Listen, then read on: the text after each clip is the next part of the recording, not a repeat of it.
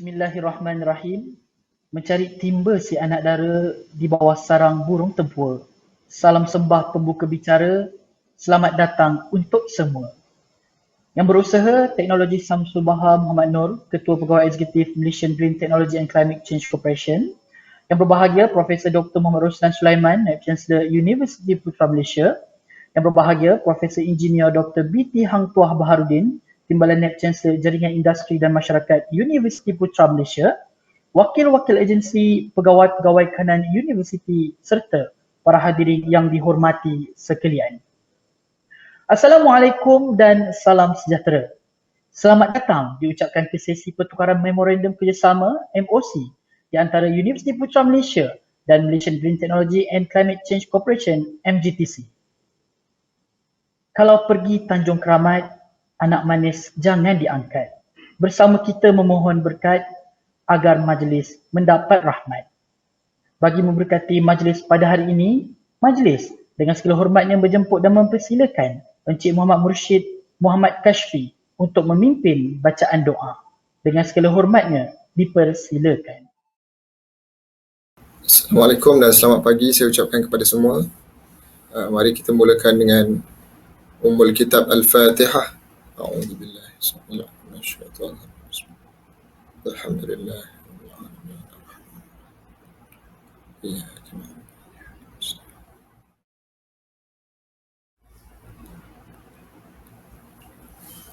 Bismillahirrahmanirrahim. Alhamdulillahi Rabbil Alamin. Wassalatu wassalamu ala ashrafil anbiya'i wal mursalin. Sayyidina wa maulana Muhammadin wa ala alihi wa sahbihi ajma'in. Ya Karim, Ya Wadud, sesungguhnya kami berhimpun pada hari ini bagi menyatakan kesyukuran di atas kurniaan-Mu yang tidak ternilai. Jadikanlah kami hamba-hamba-Mu yang sentiasa bersyukur, sama ada nikmat yang sedikit, lebih lagi nikmat melimpah ruah kepada kami. Ya Allah, Ya Rahman, Ya Rahim, Engkau berkati dan rahmatilah perjalanan sesi pertukaran dokumen memorandum kerjasama MOC di antara Universiti Putra Malaysia dan Malaysian Green Technology and Climate Change Corporation pada hari ini. Sesungguhnya Engkau maha mengetahui bahawa kami di sini ingin menimba ilmu-Mu yang sangat luas bagi mengembangkan ilmu pengetahuan kami sebagai hamba-Mu yang Engkau redai. Justru berkati dan rahmatilah majlis kami ini. Sinarilah hati-hati kami dengan cahaya dan hidayah-Mu. Kurniakan jua kepada kami kesihatan anggota, kecergasan minda, ketenangan jiwa, kekuatan semangat. Semoga dengannya kami mampu mendapati cabaran, berdaya saing dan mampu mengangkat martabat diri, keluarga, masyarakat dan negara. Rabbana atina fid dunya hasanah wa fil akhirati hasanah wa qina adzaban nar. Wa sallallahu ala sayyidina Muhammad wa ala alihi wa sahbihi wasallam. Walhamdulillahi rabbil alamin. Amin ya rabbal alamin. Terima kasih. Amin, amin ya rabbal alamin. Untuk makluman hadirin sekalian, sesi pertukaran memorandum kerjasama MOC di antara Universiti Putra Malaysia dan Malaysian Green Technology and Climate Change Corporation ini merupakan satu simbolik kerjasama di antara UPM dan MGTC dalam menjalankan aktiviti mahupun kajian yang berteraskan teknologi hijau dan kelestarian.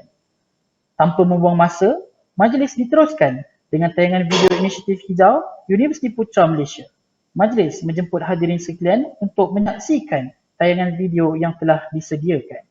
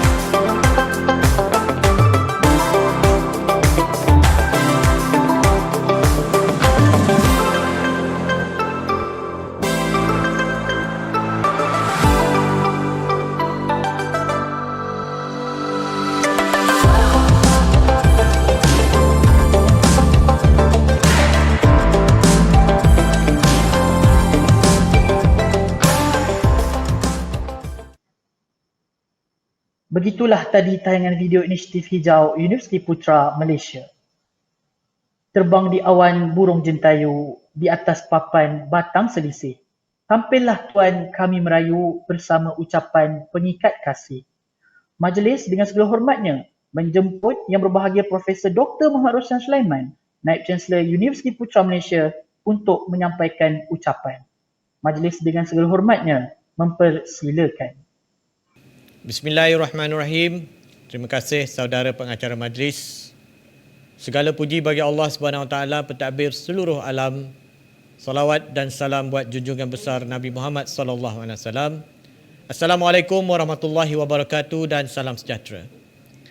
Yang berbahagia Tuan Samsul Bahar Muhammad Nur, Ketua Pegawai Eksekutif Malaysian Green Technology and Climate Change Center MGTC, yang berbahagia Profesor Dr. Insinyur BT Hantuah Baharudin, Timbalan Naib Chancellor Jaringan Industri dan Masyarakat Universiti Putra Malaysia, yang berbahagia Profesor Dr. Samsul Bahri Haji Muhammad Tamrin, Pengarah Pusat Jaringan Industri dan Masyarakat Universiti Putra Malaysia, pegawai-pegawai UPM, pegawai-pegawai MGTC dan seterusnya para hadirin yang saya hormati sekalian. Alhamdulillah, marilah kita panjatkan rasa kesyukuran pada hari ini yang bertuah dengan keizinan serta limpah rahmatnya kita dapat bersama-sama hadir bagi majlis sesi pertukaran memorandum kerjasama antara UPM dan MGTC.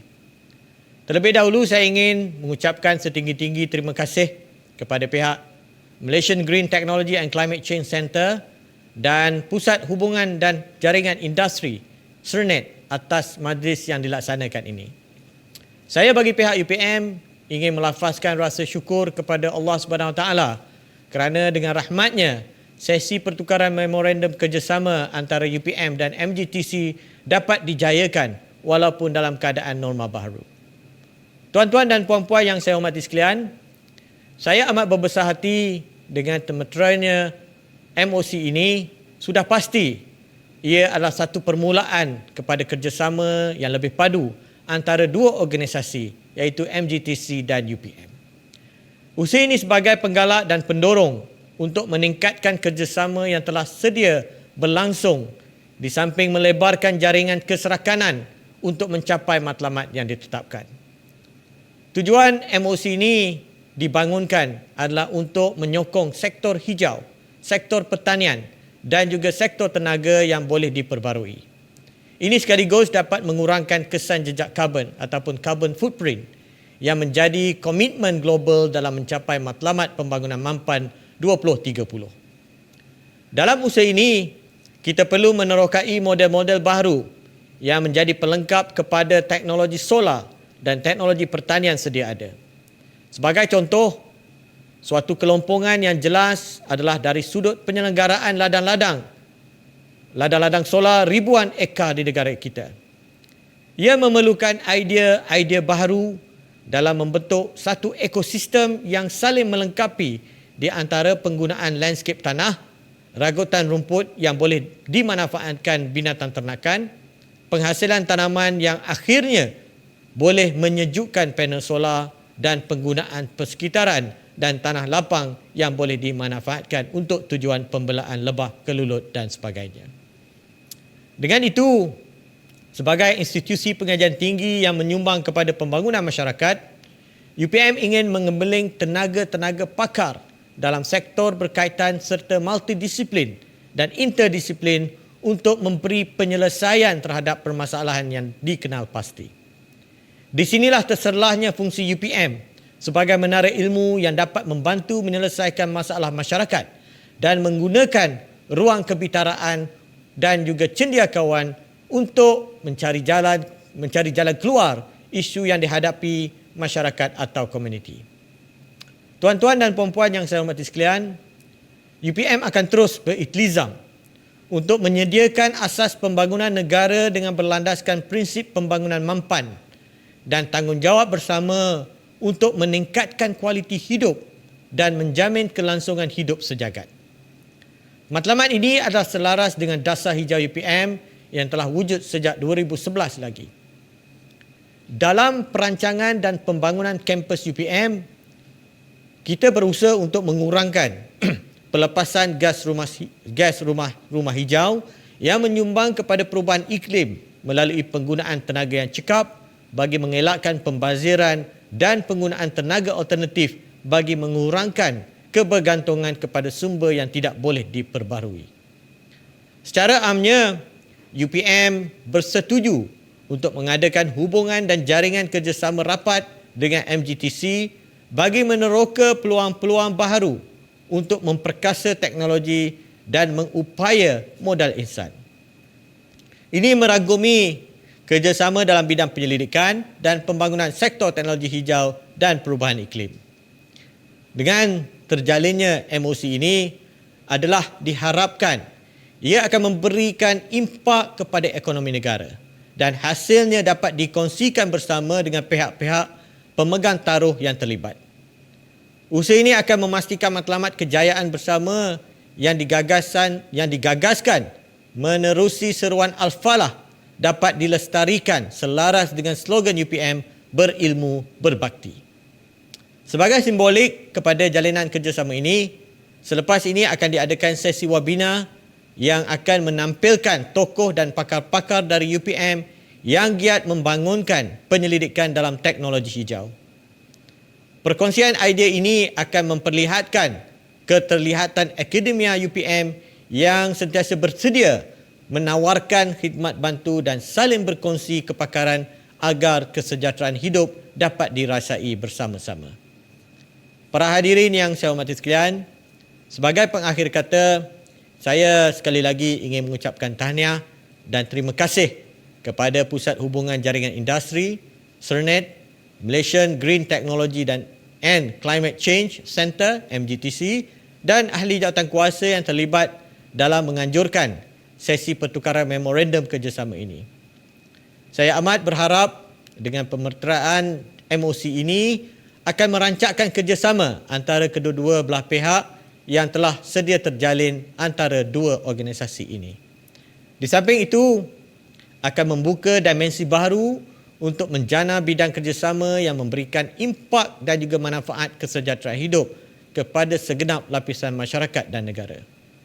Dengan itu, saya sudahi ucapan saya dengan kalimah mulia. Wabillahi taufiq wal hidayah. Wassalamualaikum warahmatullahi wabarakatuh. Sekian, terima kasih. Majlis merakamkan terima kasih kepada Yang Berbahagia Profesor Dr. Muhammad Roslan Sulaiman di atas ucapan sebentar tadi. Majlis diteruskan lagi dengan menjemput Yang Berusaha Teknologis Syamsul Bahar Muhammad Nur, Ketua Pegawai Eksekutif Malaysian Green Technology and Climate Change Corporation untuk menyampaikan ucapan. Majlis dengan segala hormatnya mempersilakan. Terima kasih Saudara Zainul Rahman. Bismillahirrahmanirrahim. Yang berbahagia Profesor Dr. Roslan Sulaiman, Naib Chancellor Universiti Putra Malaysia. Yang berbahagia Profesor Dr. Insinyur BT Hang Tuah Baharudin, Timbalan Naib Chancellor Jaringan Industri dan Masyarakat Universiti Putra Malaysia. Yang berbahagia Profesor Dr. Samsul Bahari Haji Muhammad Tamrin, Pengarah Pusat Hubungan dan Jaringan Industri Universiti Putra Malaysia, pegawai-pegawai Universiti Putra Malaysia, pegawai-pegawai MGTC, seterusnya hadirin yang saya hormati sekalian. Assalamualaikum warahmatullahi wabarakatuh dan salam sejahtera saya ucapkan kepada semua.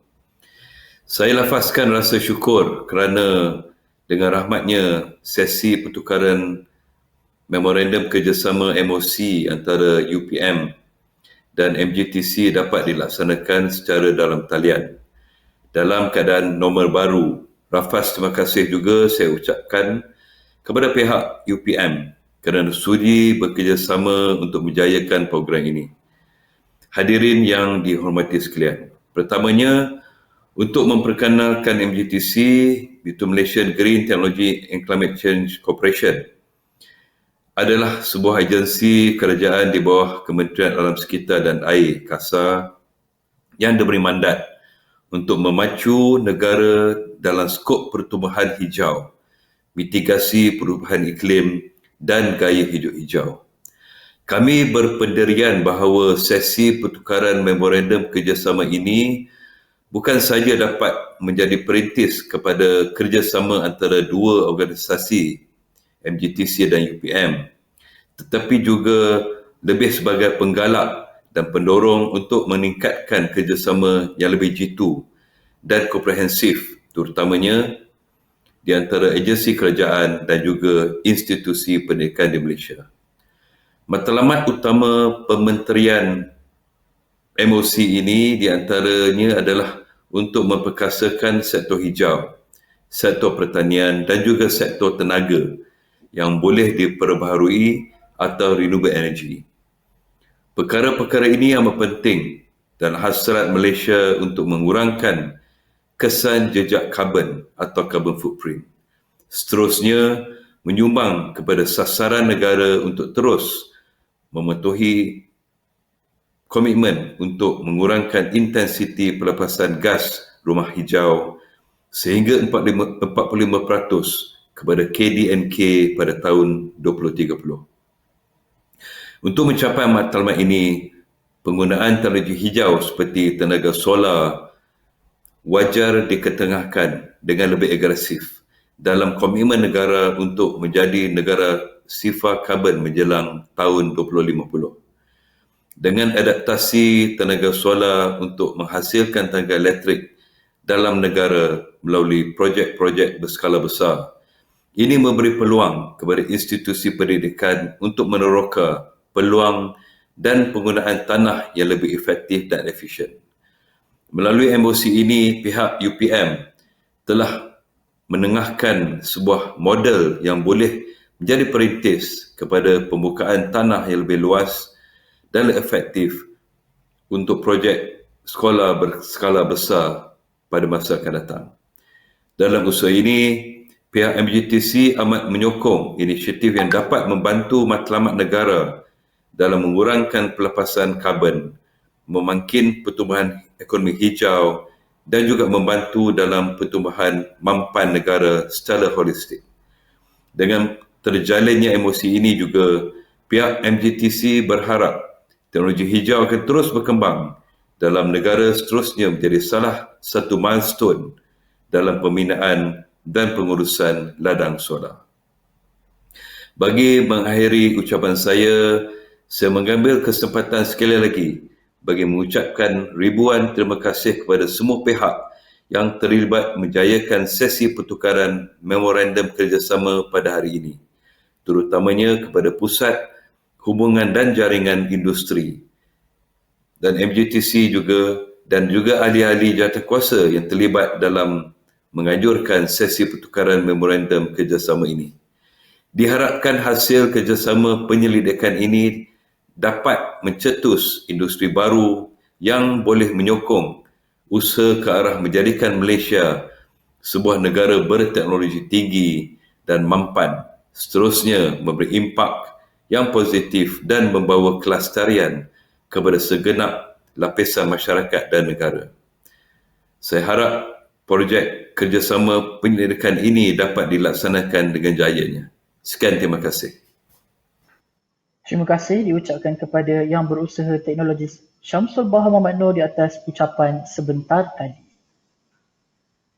Puan-tuan dan puan-puan, kita telah tiba ke acara utama bagi sesi ini, iaitu sesi pertukaran memorandum kerjasama MOC di antara Universiti Putra Malaysia dan Malaysian Green Technology and Climate Change Corporation MGTC.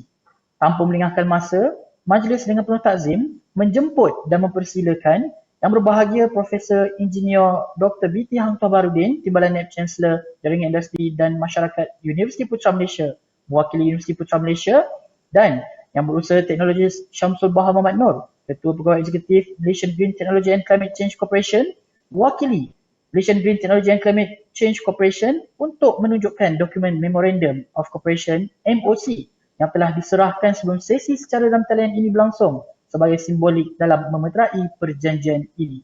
Majlis mempersilakan.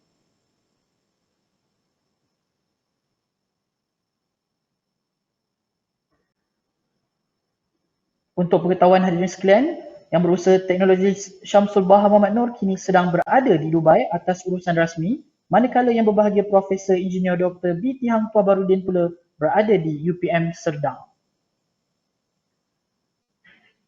Terima kasih diucapkan kepada yang berbahagia Profesor Ingeniur Dr. B.T. Hang Tuah Barudin dan yang berusaha Tuan Syamsul Bahar Muhammad Noor. Majlis sekali lagi menjemput yang berbahagia Profesor Ingeniur Dr. B.T. Hang Tuah Barudin, Timbalan Naib Chancellor Jaringan Industri dan Masyarakat Universiti Putra Malaysia, dan yang berusaha Teknologi Syamsul Bahar Muhammad Noor, Ketua Pegawai Eksekutif Malaysian Green Technology and Climate Change Corporation untuk kekal di posisi bagi sesi bergambar tanpa dokumen. Majlis merakamkan ucapan terima kasih. Hadirin sekalian, selesai sesi pertukaran dokumen MOC itu tadi, maka berakhirlah sesi pertukaran memorandum kerjasama MOC di antara Universiti Putra Malaysia dan Malaysian Green Technology and Climate Change Corporation MGTC. Majlis diteruskan dengan sesi webinar 15 minutes pitching to industry. Oleh itu, saya menyerahkan majlis ini kepada moderator kita, iaitu yang berusaha Profesor Madya Teknologis Dr. Amir Syahim Amir Hamzah, Timbalan Pengarah Pusat Hubungan dan Jaringan Industri SIRNET Universiti Putra Malaysia, untuk meneruskan majlis pada hari ini. Dengan segala hormatnya, dipersilakan.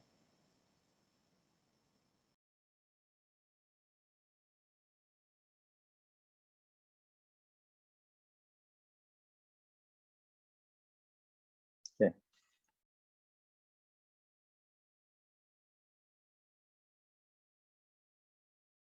Dr. Amir, you may start. All right. Assalamualaikum warahmatullahi wabarakatuh and very good morning to all of you. Thank you so much to the MC, Mr. Zainul Luqman.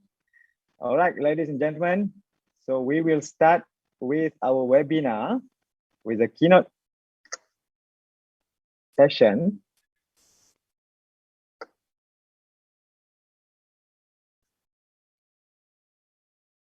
So our keynote speaker today is a professor and lead researcher of Center of Biomass Technology in UPM. He is also a fellow of Academy Science Malaysia and a member of the UPM's Board of Directors. So please help me welcome the man who changed the waste into wealth, Professor Dato' Dr. Muhammad Ali bin Hassan. Bismillahirrahmanirrahim. Assalamualaikum warahmatullahi wabarakatuh. Very good morning, ladies and gentlemen. My name is Muhammad Ali Hassan. First of all, I would like to thank SIRNET UPM and also Malaysian Green Tech Corporation for inviting me to this sharing session. Part of what I'm going to present is actually, or a lot of this work is actually joint work between myself and Professor Shirai from Kyushu Institute of Technology and also the Environmental Biotechnology Research Group in UPM, right? And our main funder is actually from FELDA over the years. So I would like to share with you the potential of green technology for the new bioeconomy. Some key words on this topic. One is on green technology. So normally when people talk about green technology, people will relate this to low carbon or carbon neutral technologies. In my session today in particular, I will touch a lot on the use of biomass, right, which is the non-food component of agriculture basically. And how do we develop green technology from biomass to support the bioeconomy. And what is bioeconomy? Basically, it is an economic model based on the consumption of biological resources. That's why the word bio comes from. For the production of different products, including food, feed, and also energy.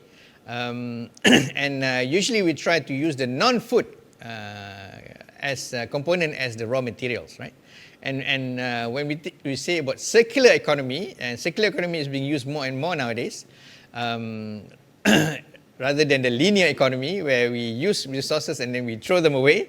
Circular economy is where we try to use, make them more sustainable. We manage them more sustainably. We try to recover, we try to recycle, we try to reuse as much as possible, right?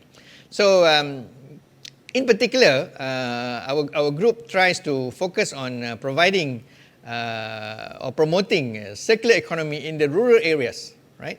Where we would like to encourage new industries and also new employment for the people in the rural areas, so that we can partially stop people migrating to the big cities, right? And here, which is what we are trying to do, is we are trying to address all the three pillars of sustainability, namely profit or prosperity, people and planet, right? And in that order, right? So we are going for prosperity or profit first, and then people, and then planet. But of course, we try to marry all these components together, right? But the push must come from profit and prosperity. Okay. So what is the potential? So here I've listed some potential, basically from the ASEAN countries, our neighbors, right, including Malaysia, of course. So what are the resources? Here on the left, you can see so many resources, and then the biorefinery, or basically the facilities where we do the conversion. Of course, we need the technology to start off with, and this is where the scientists and researchers must develop the technologies first, and then we can transfer them to the industry. And at the right-hand side, we can see the potential products, right? To replace the current products that we are using in terms of fertilizer, in terms of energy, in terms of materials, and so on, right? So these are just some of the examples that I've listed here. In terms of bioeconomy roadmaps, Malaysia is one of those countries which has developed our own roadmap, including other countries in the world, of course. And we have got targets, right? So, for example, for Malaysia, we are targeting an increase in GDP contribution from 3% to 10% by 2020. And we've passed the 2020 deadline, and we still haven't achieved the 10% mark. So, as you can see, there's a lot of potential. And 150 billion is being mentioned here, but in terms of the future potential, is even higher than that. Now, coming back to the biomass, the biggest biomass available, which is homogeneous, and it's available almost on a daily basis with constant quality, is the oil palm biomass, right? Basically, it's related to the oil palm industry and mainly available at oil palm mills. We would like to use or propose this technology because it is something that has a very big potential in terms of monetary gains, and also it can actually make our palm oil industry more sustainable and greener in the long term. And then also the revenue stream can come from the non-oil part, the biomass part, rather than just from the oil. Okay. And as I said, we go for the 3 P's. So for the first P, which is prosperity, here you can see the value ladder here. So if you cannot do anything else with the biomass, please do not just send it to the landfill where you need to pay for the service. Instead, convert it to fuel, right? Use it as fuel. Convert it to feed, or to feed supplements, fertilizer, fiber, furniture, food, and fine chemicals. So as you go up the ladder, the value of the product per ton increase manifold, right? It's just a matter of technology. Do you have the technology or not, right? And is the technology, first of all, viable, right? That's easy. Secondly, is it economically feasible? So we have to prove that, and Alhamdulillah, in our research group, we have done much of that, and in fact, I will show later, some of those technologies have actually been commercialized. Our earliest work is actually on methane emission mitigation. Now, methane or biogas is being produced from POMI, or the palm oil meal effluent, basically from the ponds and the tanks, right? And this contribute to very high greenhouse gases emission. 15% of the country's emission is from this source alone, right?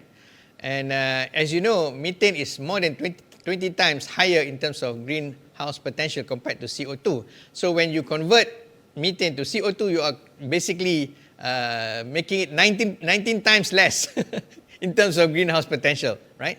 So our proposal is just to stop this from happening, but you cannot just stop it. You must have a mitigation measure, right? So our mitigation measure is to develop projects with a clean development mechanism under the United Nations. And this project has been actually commercialized by FELDA and TNB in Malaysia, where we have biogas plants side by side with the palm oil mills or the palm oil factory, right? And there we can get energy in terms of electricity, 24/7, basically. And we can use this energy to power the new biomass industries associated with the utilization of biomass technologies, right? So here we can get new products. Of course, we can sell these products, and at the same time, we can generate a lot of additional employment for the people in the rural areas. So that's supporting the new economy. So here, in the front here is the pilot plant where we developed the technology in the Felda Serting Hilir, and later on was being commercialized in 2009 by Felda. And you can see at the back there, the dome is actually where the biogas, is being captured for conversion to electricity and put to the grid. And in fact, actually the mill can actually use this energy for their own use, but now they are using a lot of the other biomass. So they are selling this to TNB at a high tariff, and it's a commercialized, is a bankable project, right? And since then, I was informed that Felda has developed more than 12 other such biogas plants. We also develop the fertilizer in terms of compost. So we first have our compost pilot plant in UPM, where we can produce up to 1 ton compost per day, basically from the EFB as well as empty fruit bunch EFB, as well as from the sludge from the treatment ponds. And then, Alhamdulillah, we commercialized this technology in Kemaman Palm Oil Mill in Terengganu at a commercial scale. Our other proposal to the industry is actually to put together these two technologies for biochar as well as compost. What is biochar? Biochar is actually activated carbon equivalent, and it can be used for treatment of biogas to clean up the biogas from H2S and H3, as well as to clean up the residual pollutants in the palm oil final discharge, right? So what we do, we use the biochar to mop up the residual pollutants such that the final discharge is as clean or cleaner than river water.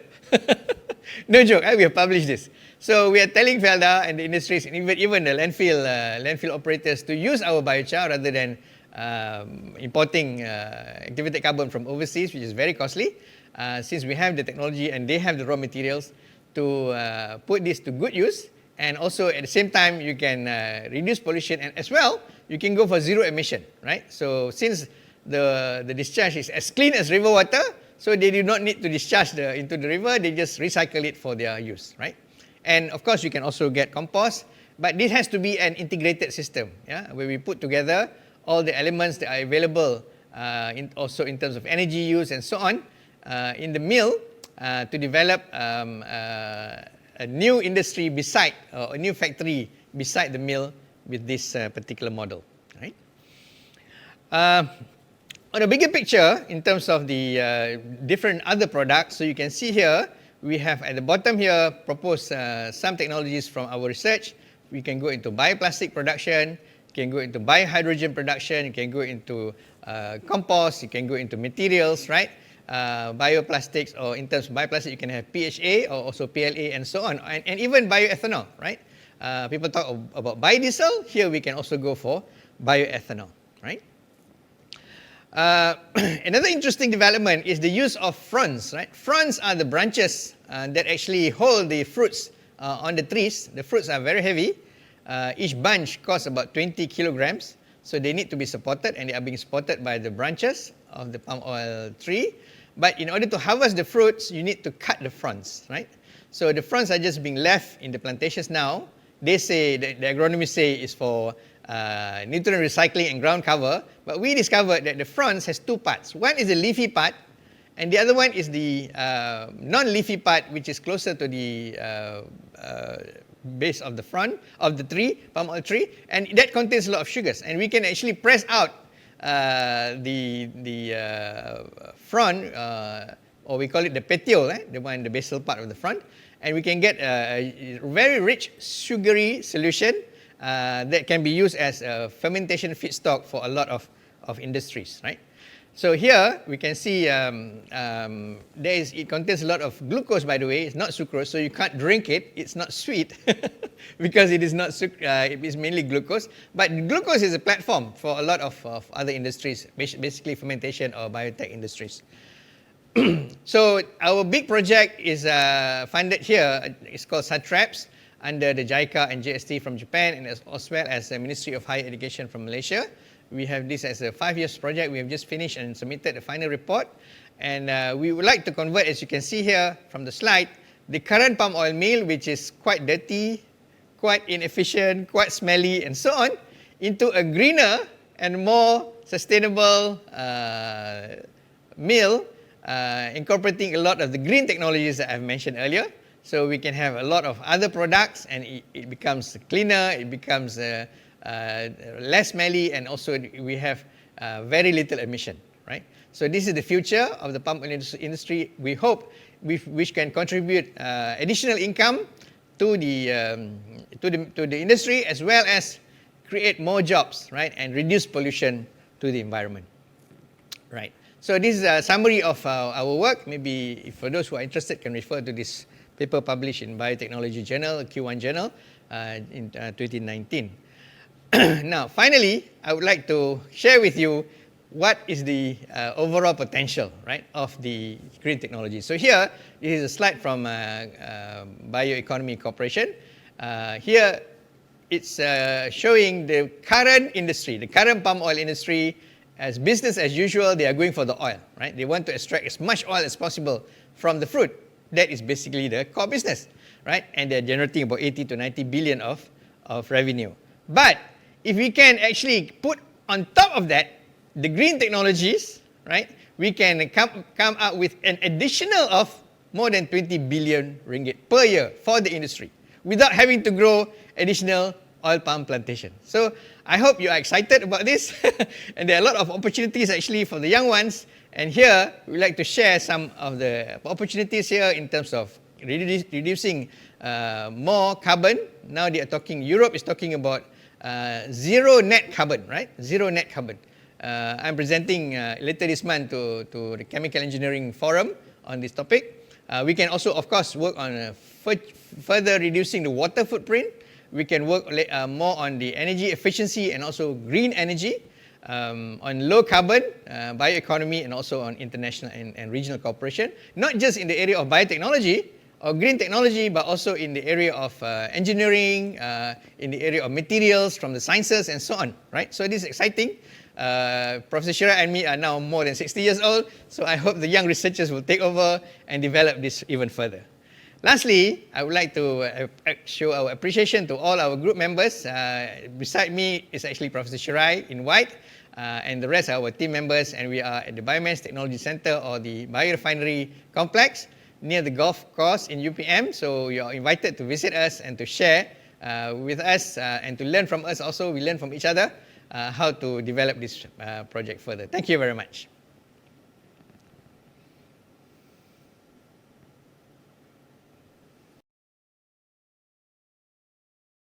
All right. Thank you so much to the Professor Datuk Muhammad Ali bin Hassan for the keynote speech. So, ladies and gentlemen, we have today 8 UPM researchers that will present their ideas and contributions in the green technologies area. Before we start, for your information, we are accepting a question from you. So for those who want to ask questions, you can leave your question to our Q&A box, and please specify to which speaker you want to ask. I would like to invite our first speaker, Dr. Muhammad Effendi Yaakob, to deliver his speech. Bismillahirrahmanirrahim. Assalamualaikum warahmatullahi ta'ala wabarakatuh. Alhamdulillah, alhamdulillah, alhamdulillahi rabbil alamin. Wassalatu wassalamu ala asyrafil anbiya'i wal mursalin wa ala alihi wa sahbihi ajma'in. Good morning to everyone, fellow listeners and viewers under this IGM 2021 platform. I'm Effendi Yaakob from Universiti Putra Malaysia. We'll be presenting one topic on the agrivoltaic for LSS UPM initiatives towards a sustainable solar industry in Malaysia. This topic will cover some of these outlines, present a brief agrivoltaic concept approach, Malaysia potentials on this solar industry, the need and some critical issues at site, UPM initiatives as the practical solution, benefits to the solar farm operation, product concept and market potentials, and lastly Q&A. So this is basically our logo for this agrivoltaic for LSS program. Agrivoltaic is agrivoltaic, agriculture plus photovoltaic for large-scale solar systems.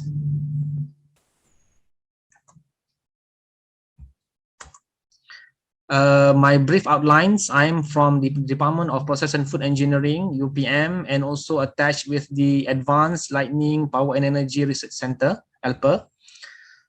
So I've been doing some research on agrivoltaic and photovoltaic since 2011. So it's quite a long journey. Got quite a few grants on this particular research area. And we have already discussed with some of the solar industry player and also agriculture player in Malaysia. The dramatic changes and increasing interest in solar PV project has boosted the economic landscape of Malaysia. The trend creates agrivoltaic approach, which is basically combination of agriculture and photovoltaic, which may give a better impact in energy production and future agriculture transdisciplinary design. The solar farming concept is basically a worldwide applied and practically implemented. As shown in this picture below, from various countries in the world, mostly in Europe, so they already implemented the concept of agrivoltaic. But the difference between Malaysia per se is we are already installing the ground-mounted solar PV, a large-scale ground-mounted solar PV system, as compared to the other countries in the world, European, Australian. So they are focusing on agriculture, and then they install the solar PV system on top of the agriculture crops. So we have two different concepts of the implementation of agrivoltaic. But still, both of this concept is practical and it can be implemented in countries worldwide. For Malaysia concept, so we have been installed, or the commissioning of the large-scale solar has been actively being implemented by SEDA and then by the Suruhanjaya Tenaga Energy Commissions. So now the program is LSS4, which is LSS Mentari.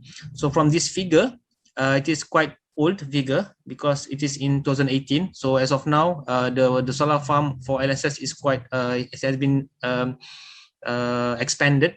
So large-scale solar LSS project requires approximately 4 acres for 1 megawatt peak, depending on the location, the ground condition, and then from there it requires a proper weed management, especially on the ground vegetation. Continuous effort and incentives from the government to boost the solar industry through NEM Rakyat and Selco scheme, which is the current scheme being offered by the Suruhanjaya Tenaga. Agriculture activities provides greater social impact to community at large and the economic of scale. As compared to solar project, the adaptation or the integration with the social is quite not that significant as compared to agriculture activities or agriculture projects, which requires human labor, which requires a lot of resources to run the agriculture project as compared to solar projects. So when we integrate these two industry or these two activities, these two projects, agriculture plus solar, so it will increase the social impact and also the economic scales. Land optimization, which is being highlighted in this agrivoltaic, is also a critical area. Unused area, buffer zones, including space underneath solar modules, is potential to be used for agri activities. So as I've visited some of the solar farm in Malaysia, in Kedah area, in Terengganu, and then in Johor. So we have seen the great potential of the unused space to be adapted under agriculture activities. So what is the need? Why do we need agrivoltaic to be implemented? So as shown in this figure, vegetation underneath solar PV areas is a critical issue. They must do the weed control or the maintenance control underneath the solar, because as shown in this figure, the weed, if it is not being managed properly, it will affect in terms of the first is it will create housing for vertebrate pests. For example, rodents, rats, snakes, and other reptiles, which might damage the cables. We have two types of cable here. One is the power cables. Another one is on the communication cables as a normal installation. So I believe that most of the pests will not touch on the power cable, which is they will burn out. They mostly will affect the communication cables. So we have inverters, we have the online data logging in most of the solar farm. So they most of the pests will torn the cables, the communication cables. So this will affect in terms of the operation and data recording for the solar farm. And then this weed, if it is not being managed, it will grow very fast, and then it will create a permanent shading. Okay, we have seen some of the pictures where some of the species of the weed, they go up until on top of the solar, which creates a permanent shading. So in solar industry, in solar research, shading is a very critical issue being investigated worldwide on the shading, mostly in terms of the cloud shading. But as compared to this condition, the cloud is basically, it is a non-permanent shading, but as compared to this condition, it is a permanent shading, and the shading might grow in terms of the area of a shaded area on top of the solar. So it is very critical. Why is this so? Because as compared to some of the large-scale solar, for example, in Sepang 50 megawatt, in Kedah 50 megawatt, it is approximately 175 acres up to 200 acres of land use. So the area is very wide, and then in terms of the maintenance is some of the site which I've visited, the team who is conducting the maintenance says that they have segregated the land into zones, but still when they have settled one zone and then they shifted to another zone, the previous zone, the wheat grows very fast, especially during rainy season. So because of the area wise is very large, maintenance or the normal maintenance of grass cutting is not practical enough to cover the whole large area. So based on wheat sampling exercise in Selangor and Kedah, we have recorded 50 wheat species growing, especially underneath the solar panels. Although the ground maintenance schedule are in place, some issues of limited staffing budget, area is too large to cover, difficult to access, and speedy wheat growth during rainy season has been highlighted by the operator. So this is some of the feedback from the solar farm operators. So how do we solve this one? How do we solve from the UPM perspective? So we have created a group under the Agrivoltaic for Access program under Center for Industry Relations and Networks, CERNET, which has some of this potential benefit, supporting both industry, carbon footprint, new models on complementary soil energy and agriculture, benefits to farm maintenance, landscape and monitoring. So three-part: farm maintenance, landscape and monitoring, increased visibility and promotion for SDGs on green tech, matching UPM expertise on agriculture and solar with the solar industry, support government initiatives for tax exemption and R&D projects, and enhancing marketability for our future graduates. So these are some of the potential under Agrivoltaic for Access program. And then why? From the need and from the solution, what are the benefits for the solar farm operators per se? Natural cooling mechanism to increase yield for DC electrical generation and extend PV module lifespan. So this is what we have done. We are doing now in Puchong site in terms of implementing the green crops for natural cooling, and secondly, improving ground resistivity level to reduce damages to site equipment, especially inverters and communication devices due to lightning strikes. So these are the two main elements. If we implement agrivoltaic, it can mostly reduce the risk of failures due to the earthing part, and also increasing the yield in terms of the cooling the panel. So product concept and market potential, by doing the agrivoltaic, for example, misai kucing cultivation under the solar PV, these are some of the we call as the byproduct out of these activities. So we are doing misai kucing crops, autosipon staminous crops, which is available online since I think more than 15 years back. So this is some of the pictures online from I think this one is from Lazada.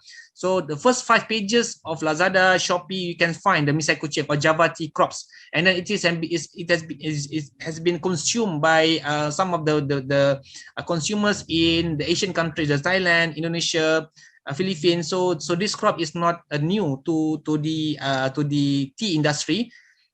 So we are planting this crop because it has the condition where it will not intervene cables, and then the height is not that it will not interfere, it will not go grow under above the PV height, and then it can grow under two elements, which is a shaded element and then heat dissipated element. So these two is critical for crops to be selected. So one of the crop which is sustained under solar condition is misai kucing. And then based on our survey, for 5 acres of solar farm size, it can yield up to 10 ton of wet misai kucing, and then it is harvested 4 cycle per annum. And then the market estimation for the wet version is around 400k per year.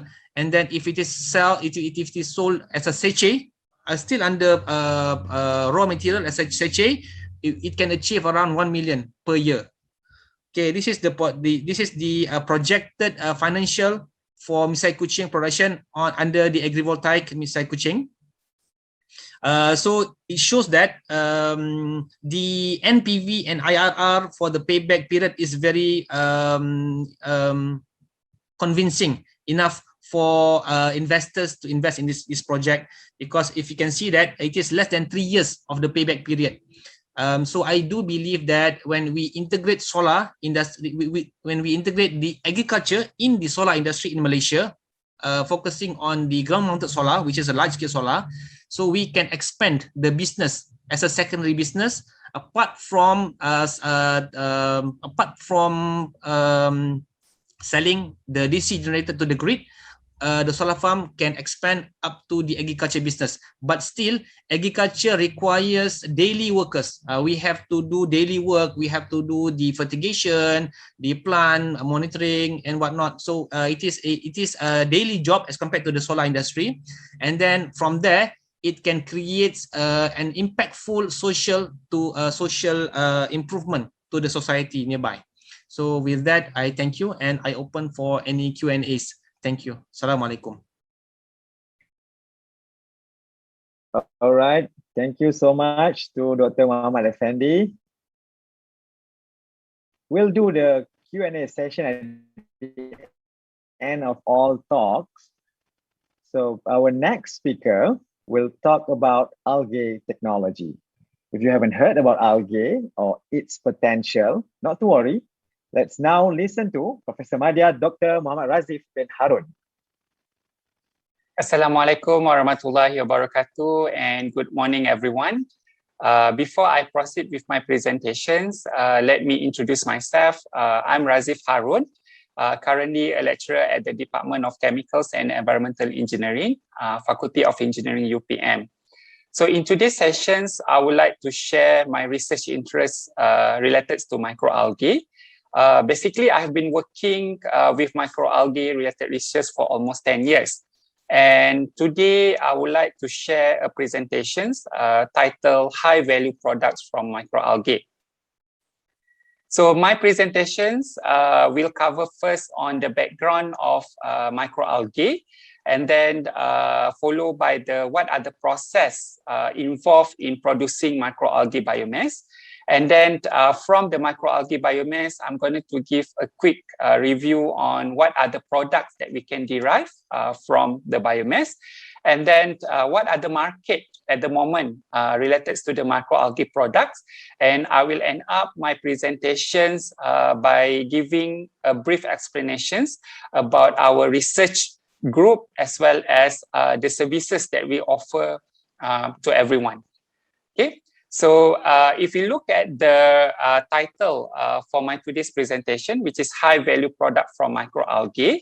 So I assume that everyone have heard about what is algae. So algae, it comes with two categories, either is a macroalgae or is a microalgae. So today I'm going to talk about microalgae. It's basically a very simple, usually small plants that grow in or near water. It can grow in a fresh water, or it can grow in a marine water, or it can grow in a wastewater. But these microalgae do not have ordinary leaf or roots like the other plants. Okay, so let's see on the process to produce microalgae biomass. So since the microalgae like plants is undergo photosynthesis, so under the photosynthesis process, it requires sunlight and then it requires nutrients for growth. So normally the microalgae is cultured in a bioreactor. We call it as a photobioreactor. It can either in a closed photobioreactor, or it can culture in an open system, like we have raceway pond, or it's just like open pond or open container. So during the cultivation process, it requires a specific conditions, a specific temperature, pH, and other operating parameters that we need to optimize. So after like 5 to 10 days, we can get the algae biomass. And then once it reaches its optimum concentrations, then it will undergo the harvesting process. So under this harvesting process, basically we will get the biomass, where we remove the culture medium with the microalgae cell, and then we get the biomass. So the biomass will be further processed under the extraction process. So under this extraction process, basically we can get the bioactive compounds that trap inside the microalgae cell. It depends on our purpose, what are the interest compound that we would like to have. Then we can extract out those compounds, and then further we can purify it for the product development. So that basically the overall process for microalgae production. So if you look on the biomass compositions, normally in microalgae cells, we can get 4 different compounds. First, we can get lipids, which is normally consists 20 to 30% from the dry weight of the cell. And then the second one, we can get protein. Protein is the major composition that we can get in a microalgae cell. Normally, it consists 50 to 60% of dry weight. But again, it depends on the species, and then it depends on how the culture conditions that we use to culture the microalgae. But in average, it's around 50 to 60% of protein. And then carbohydrates is around 10 to 30% of dry weight. And the other compounds, for example, carotenoids, fucoxanthin, chlorophyll, it consists around 1 to 5% of dry weight of the microalgae. So all of these compounds, we can further convert them to produce a high value products from this microalgae biomass. So then if you look at the products that we can derive from microalgae biomass, it depends on your interest, it depends on your company target, or it depends on where you are coming from. So if you are coming from the pharmaceuticals and biotechnology industries, you can get peptides, antibacterials, as well as at the moment, there are huge research related to utilizing microalgae compounds to produce a vaccine for COVID-19 vaccine. Then you can tap along these compounds for your industry. And then the second one, you can use microalgae biomass for the food industry.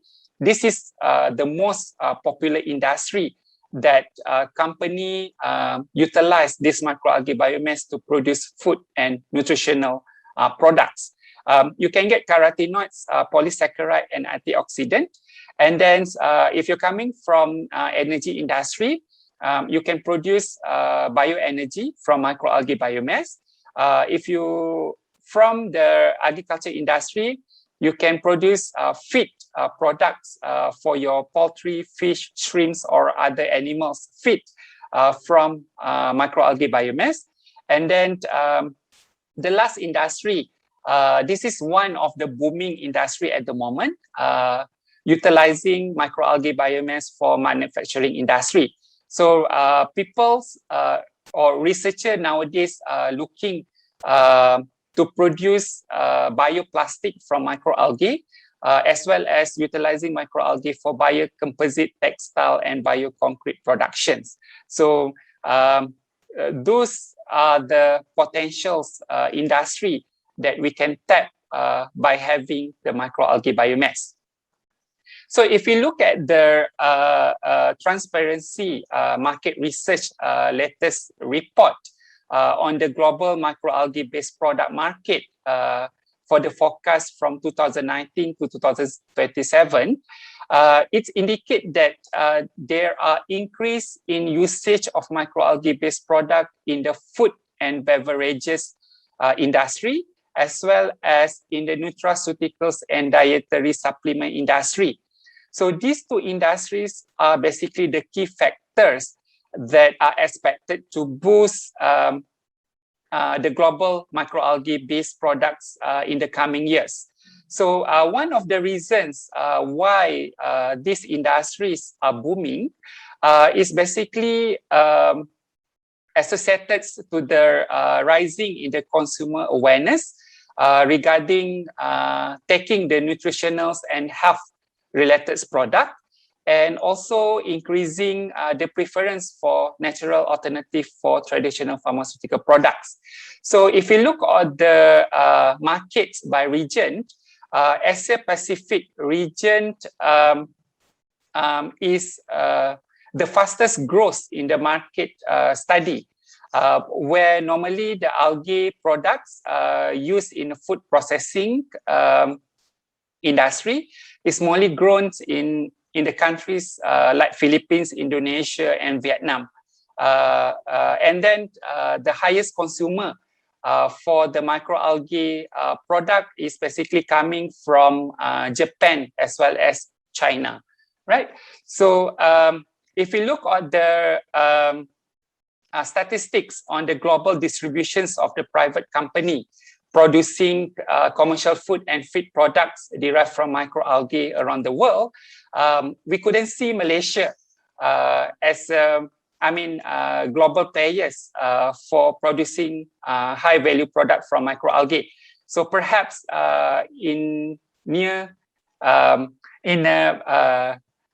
soon we can get Malaysia companies to be a key player in producing microalgae based product in the near future, right? So and then this one is just like to give some overview about the market price of the existing product that derive from microalgae.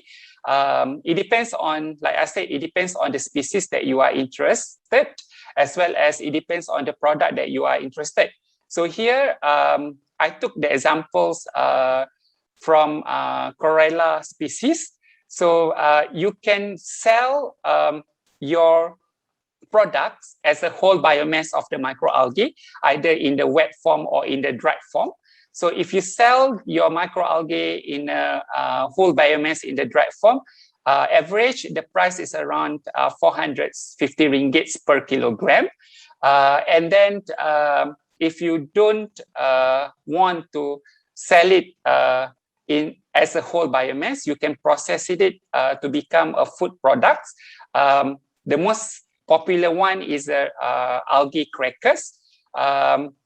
or you can convert it into animal feed for your poultry, fishes, or shrimps. And then you can opt for agriculture plant fertilizer.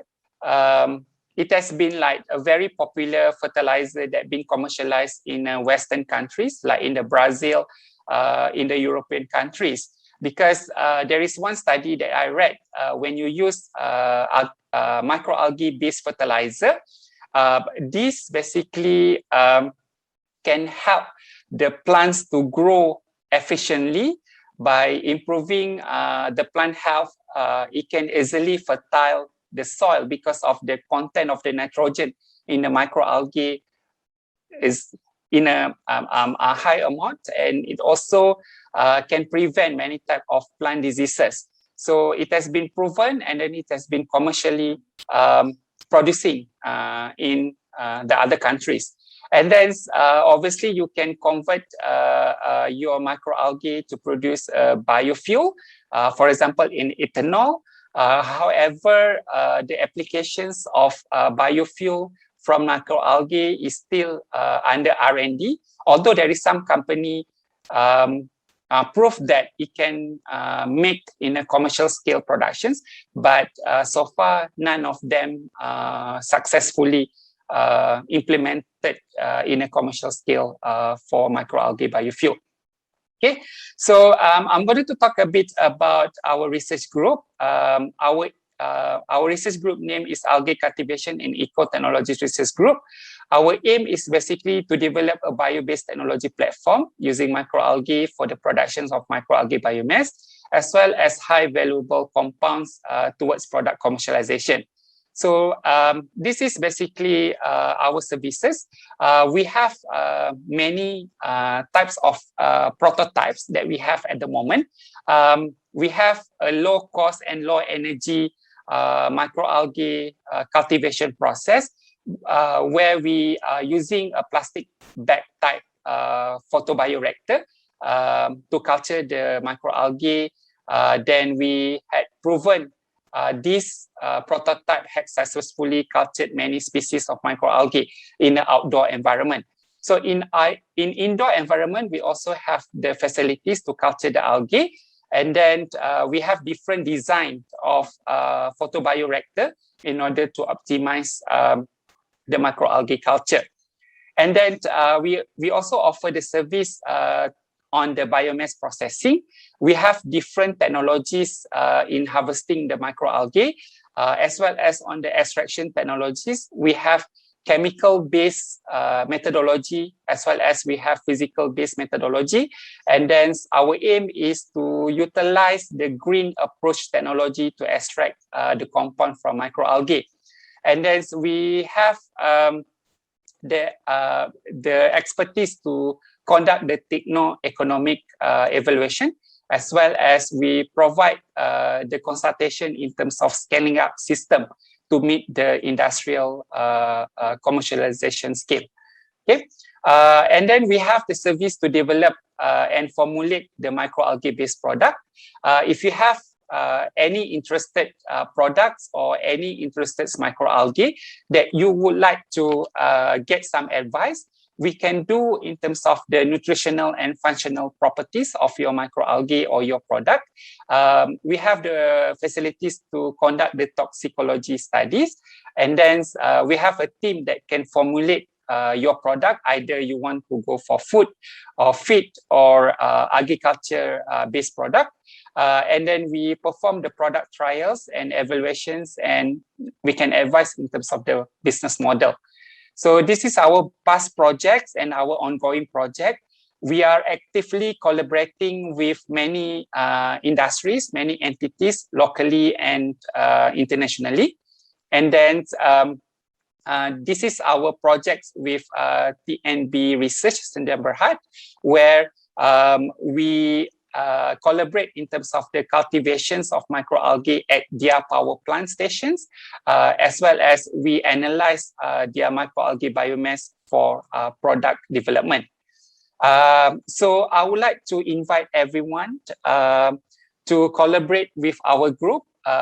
We can do many collaboration strategies. For examples, we can do in terms of the technology adoptions. We have our prototype that's readily to be tested at your industry, either in terms of cultivation, harvesting, or extractions. And then we welcome you to join on our research and innovation program by developing a new products from valuable compound produced from microalgae. And we can offer the consultations in terms of testing, formulation, and technology development related to the microalgae high-value products. And we welcome for you to commercialize on our intellectual properties. So I think that's all for today's sessions. So this is our project team. The research group is headed by me. And then we have the experts coming from food science and technology, from agriculture faculties, as well as from biotechnology, forestry and environment, and then we have the expert from engineering field. So with that, thank you very much. If you have any questions, we are open for any discussions, and you can ask any questions via email, or you can contact me for further discussions. With that, thank you very much.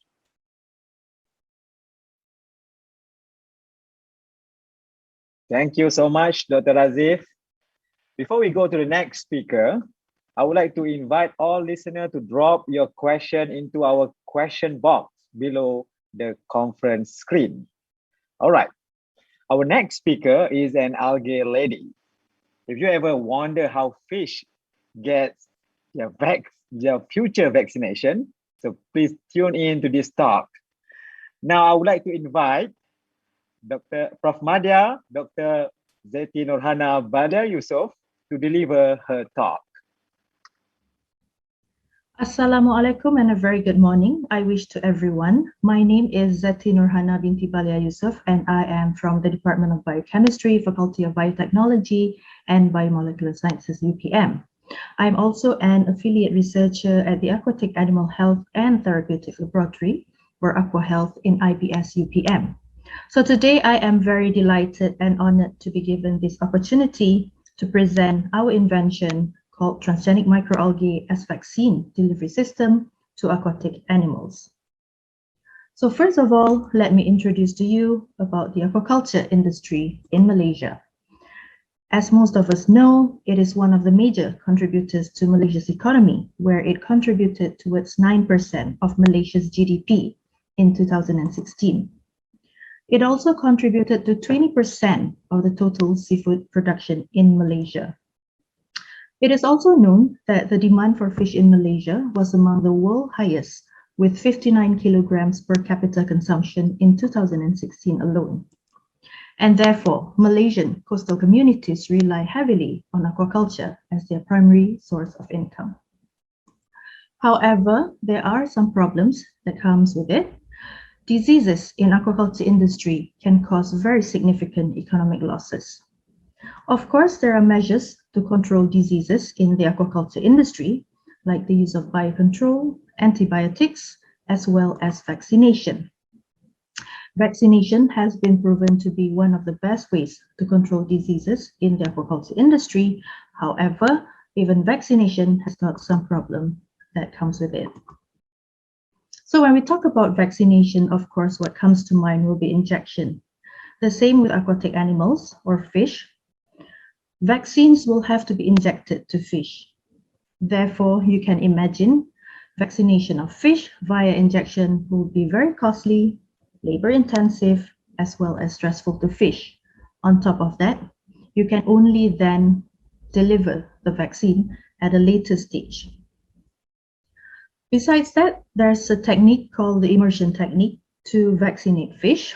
However, this technique will require large quantities of antigens, which again will be very costly. Another method of delivering vaccines to fish or aquatic animals is via oral vaccination. It has been proven that it is the best vaccination procedure, but there's also issues when it comes to the protection of the antigen against degradation. So this is where we're trying to look at how we can try to solve these problems related to fish vaccination. And we are focusing on the mode of delivery via oral for vaccination of aquatic animals. Then comes into the picture the very interesting photosynthetic microorganism called microalgae. Microalgae, they are basically plants. They are photosynthetic microorganisms which have got diverse biomolecular profile. They can be found in seawater, they can be found in freshwater as well as soil. We know that microalgae has got a lot of biomolecules, just like any other plants, vitamins, lipids, proteins, carotenoids, phenolics, and so on. And it has been utilized really widely as fish feed, nutraceuticals, cosmetics, as well as biofuel. Knowing that microalgae is actually being utilized really widely as fish feed, we looked at a potential species called Nanochloropsis species.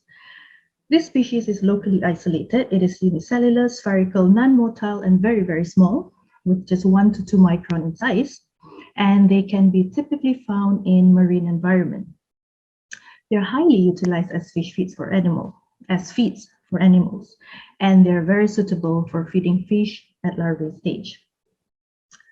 Besides that, there are general key features where microalgae are actually suitable as candidates to deliver vaccines as a vaccine delivery system. For example, since they are plant cells, they have a rigid cell wall. And also, microalgae naturally have got high lipid content. We all know that vaccines work better in the presence of adjuvants, and lipids, natural lipids in microalgae can act as natural adjuvants. Besides that, microalgae can be grown all year long. There's no season required to grow microalgae. And what's best is that these cells can also be preserved. So looking at all the key features as well as the potential of this green microorganism, we're currently looking at how we can utilize this particular microorganism for the vaccine delivery to aquatic animals. So we looked at one of the major diseases that is causing a huge loss in the aquaculture industry, especially to marine fish like grouper, sea bass, and so on. The disease called vibriosis. It is caused by a pathogenic bacteria called Vibrio species. And for this, we looked at the potential of utilizing the described microalgal species just now, Nanochloropsis species, where then we came up with the idea to construct transformation vector for this particular species. So we have constructed transformation vectors, and then we optimized the transformation method so that now we can have transgenic lines, Nanochloropsis transgenic lines, producing the antigenic property. Moving forward, what we are looking at is we will then try to mass cultivate this transgenic microalgae so that we can use the microalgae to formulate fish feed. The fish feed will then be delivered to fish, younger fish preferably, so that the fish will confer tolerance, if not resistance, towards the disease. So basically the invention that we have come up with as algal biotechnologists, in the lab we have been constructing vectors to transform or to genetically modify Nanochloropsis species, specifically so that it can harbor the antigenic property, so that then it will become a vaccine delivery system. The invention has been patented, and the novelty of this invention is that it integrates site-specifically via the homologous recombination technique. This is due to the fact that then we will achieve stable transgene expression as well as avoiding any transformation uncertainties. So in 2016, we actually started this project where the construction of the vectors were carried out, and then the transformation and the determination of successful transformants were carried out. And then the transgenic lines were then tested via feeding to fish, and we're actually looking at the use of a model fish, the zebrafish. Here we can determine the mode of delivery, we determine the antibody production, we determine the dosage required, as well as the toxicity level. Moving along, we are currently looking at how we can start to mass cultivate our transgenic microalgae lines.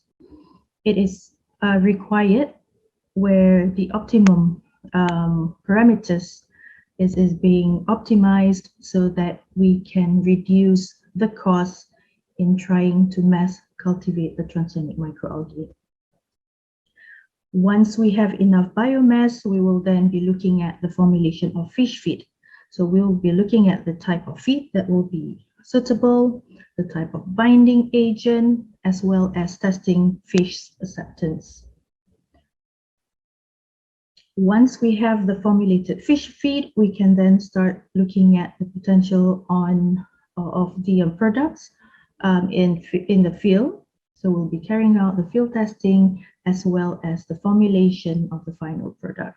On top of that, we will also be looking at trials with farmers, doing a whole lot of market survey, whether or not the product can be accepted, as well as carrying out the cost analysis of the final product. So we are looking at the way towards commercialization by next year.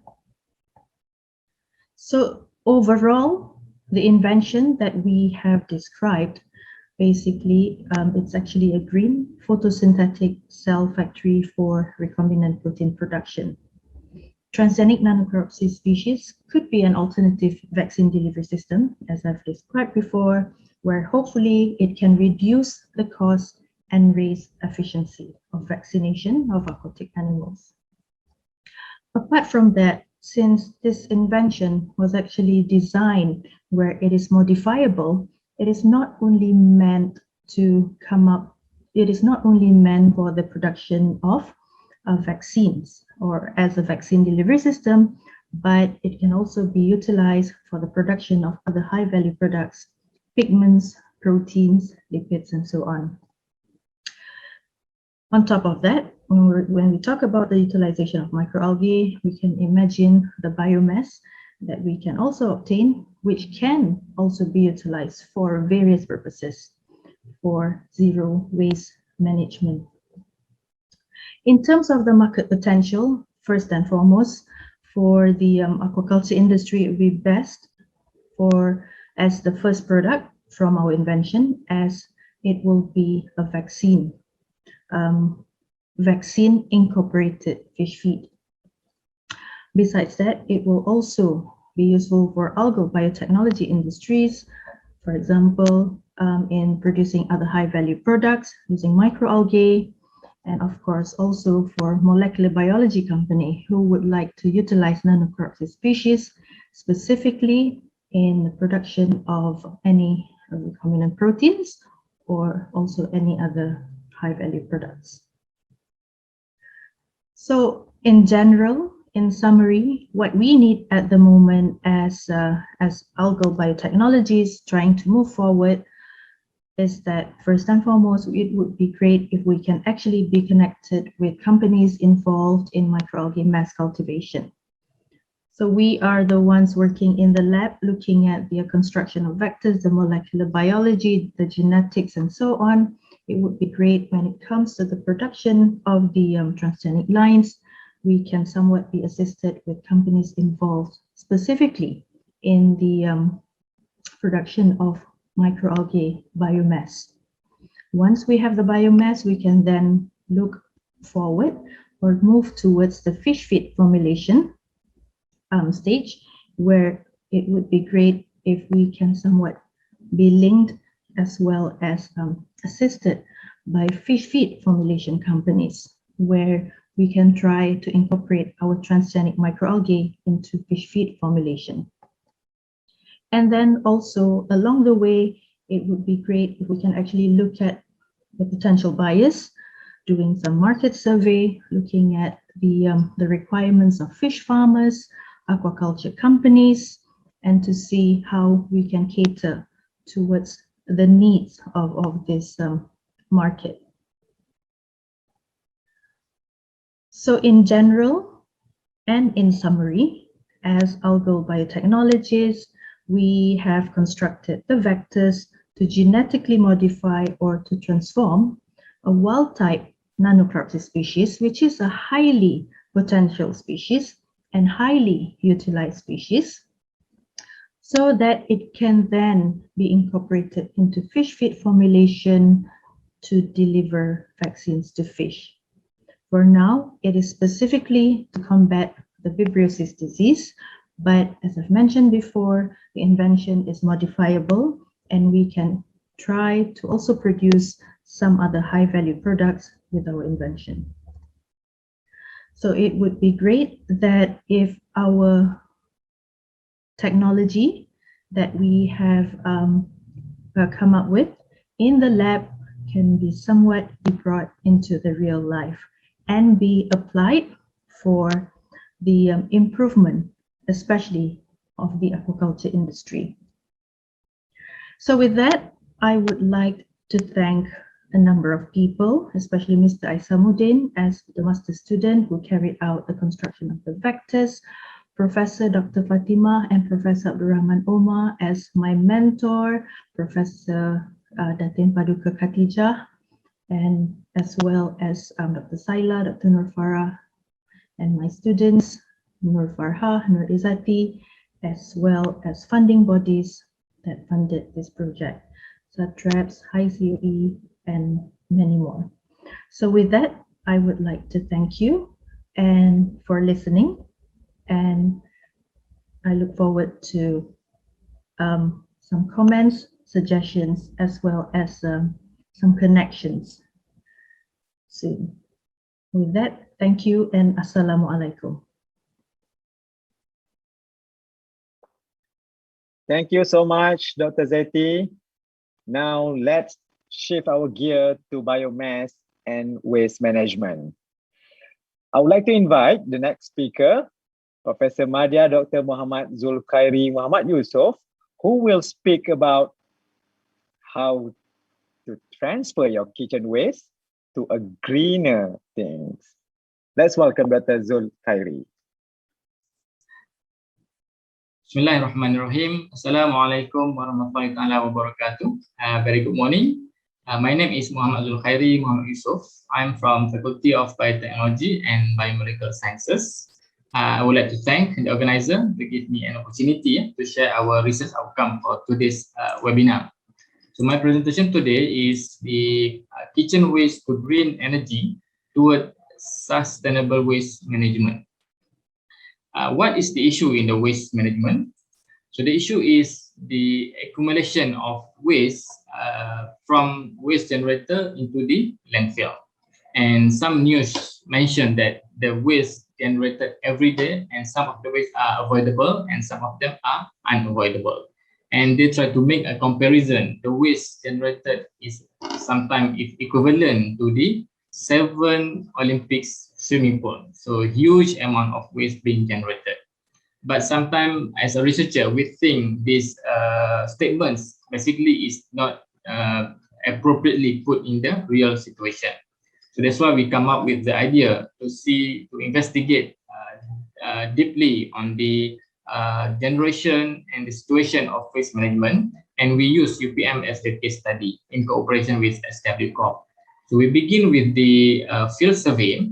So from this field survey, we engage a few stakeholders, including the restaurant owners, the residential who live inside UPM, the administrative staff, as well as the students. So from the survey, we try to understand their awareness, their waste management knowledge, and also their idea about the appropriate disposal. So on the second phase, we begin with the actual quantification. So we put our dustbin in the appropriate targeted group, which is residential and also the restaurant. and we try to capture the amount of waste generated every day, and we try to characterize their physical and chemical properties. So from the results, finally we propose to use the waste management and disposal using a green technology approach, where we use a anaerobic digestion system, or AD. Anaerobic digestion system stands for fermentation process using anaerobic bacteria. So in this process, the bacteria require the organic components to be consumed and finally producing the biogas in the end of the process.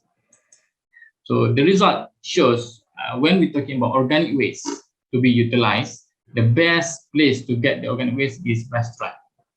Then actually it is easy to understand where the restaurants, their daily activity is to consume or to use raw material from organic and finally producing the meal. And back to our issue previously, we realized that a lot of waste generated every day might basically the waste generated from the residential or maybe from the institutional, including the commercial area. However, the waste generated from that kind of activity is commingled, so mixed with many things. So difficult to capture the pure organic waste. So that's why we think in order to obtain the organic waste, we have to focus on the appropriate resource, which is now we identify restaurant is the best place. So from our second understanding or second investigation, the restaurant shows that they are producing between 20 to 25 and sometimes 15 to 20 kilogram of organic waste a day. So then we think it's enough to consume this material to be converted into the biogas. And in terms of characterization, we did the chemical characterization and also physical characterizations, and it shows their components, the food waste components basically is good to be supplemented to the bacteria for fermentation process, and finally we can capture the final product. I just would like to highlight here, you see the composition of organic in terms of moisture, it shows that between 50 to 70%, so quite high. And then it indicates if we putting these components into dustbin and transferred into the landfill, so mean we are putting about 50 to 70% of water. Okay, then the water will be transferred from our house or from our dustbin into the landfill, and finally this liquid end up as a leachate. So leachate is another issue happen in the landfills and become often one of the biggest issue for the landfill operators. So by avoiding this moisture to the landfill, we can save the landfill maybe lifespan, and also we can save the transportation costs. And this is our approach where we to propose the integrated waste management. We begin with the food waste, or we begin with organic waste from restaurant, and we did some pre-treatment before we feed into the anaerobic digestion system. So from the fermentation process, it will produce the biogas consists of 60% of methane and 30% of CO2, carbon dioxide, and the rest are mixed gas, including nitrogen, and also traces amount of H2S. So in order to avoid H2S in our system, so we have to do some purification approach where we can use a scrubber. So we can avoid we can eliminate the hydrogen sulfide and some moisture, including some amount of CO2 by using a scrubber. So we can propose a few types of scrubbers. So here I just showed that we can use baicha, and baicha basically also from the wood waste. And after the biogas being purified, and we can store into the balloon or into the storage bag, and finally the gas will be used directly to the restaurant. So by using this approach, the owners or the restaurant will able to consume or will able to capture the biogas, use as their fuel or as their energy, and during the fermentation process, it will produce the liquid fertilizer. And even though the nutrient content is very low, but it's just enough to fertilize our landscaping plants. And at the end of fermentation process, or maybe after a few periods time during the fermentation process, we can harvest the sludge, which is the sludge consists of huge amount of nutrient that will be useful as a compost. And finally, this approach is appropriate waste management, where no waste being deposited into landfill, and we can use the byproduct, which is biogas. Just for information, the system that we show here, we can fit a maximum about 20 kilogram of waste per day, which is organic. And the system also, they have a digester system, and they have the gas collection. So if you realize this lid, it can float. When the biogas produced, the lid will be lifted, and we can see the gas already accumulated here. And if you release the gas, then it will come back to the normal positions. So by performing this approach, the restaurant or the owner can reduce at most 70 to 80% of waste from their premise. And likely or importantly, this system is not require high technology in terms of mechanical operation. So the normal layman can operate the system and also not involve machineries and also a lot of pump. And another one, this system actually is in situ facilities. So means we no need for us to transport our waste from one place to another place to use this system. Then we can put the system in the appropriate place in the restaurants, and we are consuming this the waste from the restaurant. Finally, we are producing the biogas back to the restaurant. In terms of comparison with the current technology or current competitors, we're not trying to solve the world issue. We just try to see the issue on the particular place, and we try to tailor-make with our current knowledge. So currently, the waste just put into dustbin and end up to the landfill. We can avoid this one if we use this approach. And from our work, we did some survey in Malaysia. Basically, we have around 500 kilogram of AD per day. So then we think it is quite big in order to operate in Malaysia. You can imagine 500 kilogram is pure organic waste. So we have to avoid all the non-organic, and we have to feed every day about 500 grams. So consider quite big. From our study, is considered quite big. And some of the technology is mechanical based and using a lot of pump and push button, and probably it will create different problems later on, because our material is watery and also producing the H2S at the end of the fermentation. And another way or another technology, we can deposit our MSW organic waste through composting. And again, when we're talking about composting, it is open system, and we create some order. And the final product of compost also not as high as the biofuels. And another one is incinerator.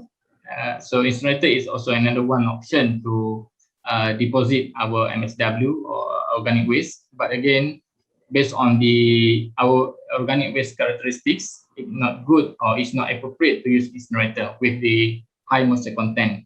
And incinerator, of course, is quite pricey, expensive, and also maybe require the competent staff to operate. In terms of pricing, just roughly compare our system is around 10 to 15 kilograms, 10 to 15,000, and depend on size of operation.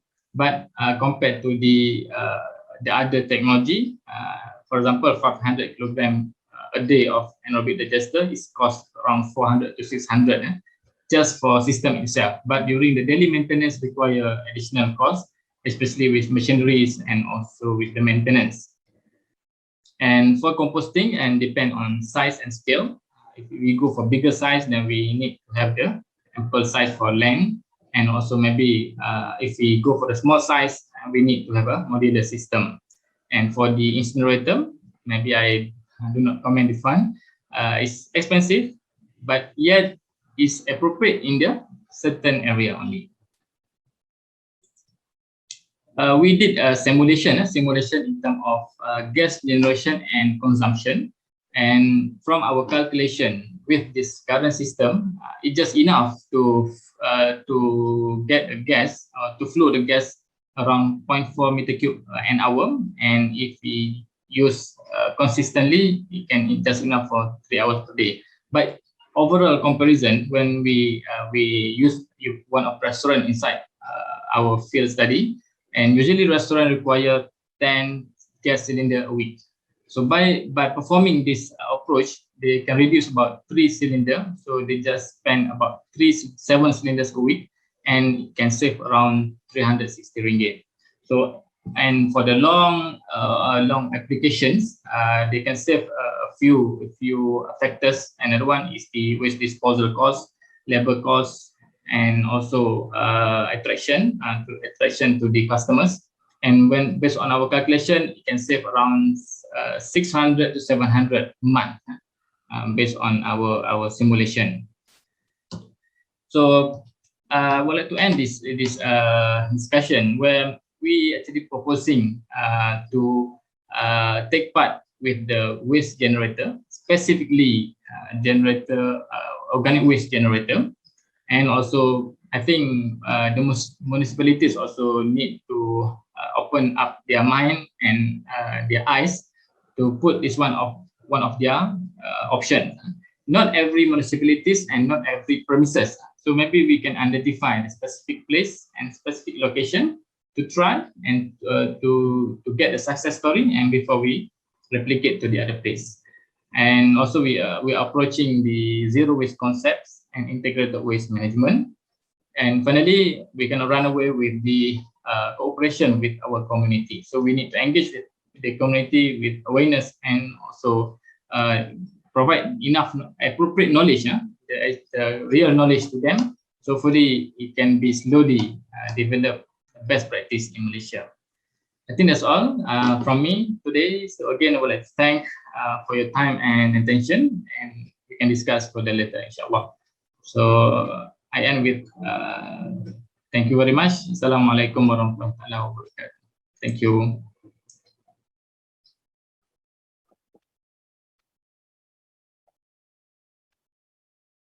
Thank you so much, Dr. Zul. Our next speaker is Professor Madya Dr. Cik Azura Hanim Cik Abdullah. She is also known as Dr. Chacha. Today she will speak about green synthesis of gold nanoparticle. So let's welcome Dr. Chacha. Assalamualaikum and hi everyone. I am Dr. Cik Azura Hanim binti Cik Abdullah, and I am representing Nanotech Research Group, and today I would like to share briefly with all of you regarding our research on environmentally friendly agriculture via green nanomaterials.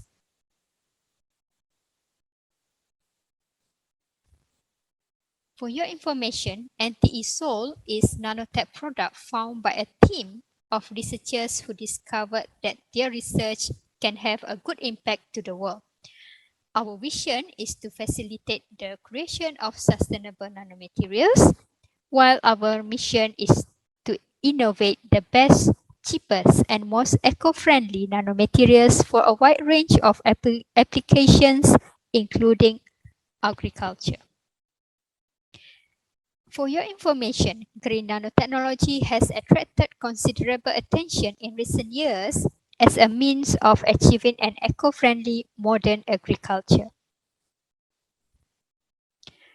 As we all know, agriculture industry has been with us since a long time ago, and it has been evolving since then from Neolithic Revolution, Agricultural Revolution, Machine Revolution, Biotech Revolution, and nowadays, the revolution of smart farming using Internet of Things. If you can see here, over 1 billion people worldwide work in agriculture and generating about 2.4 trillion for the global economy.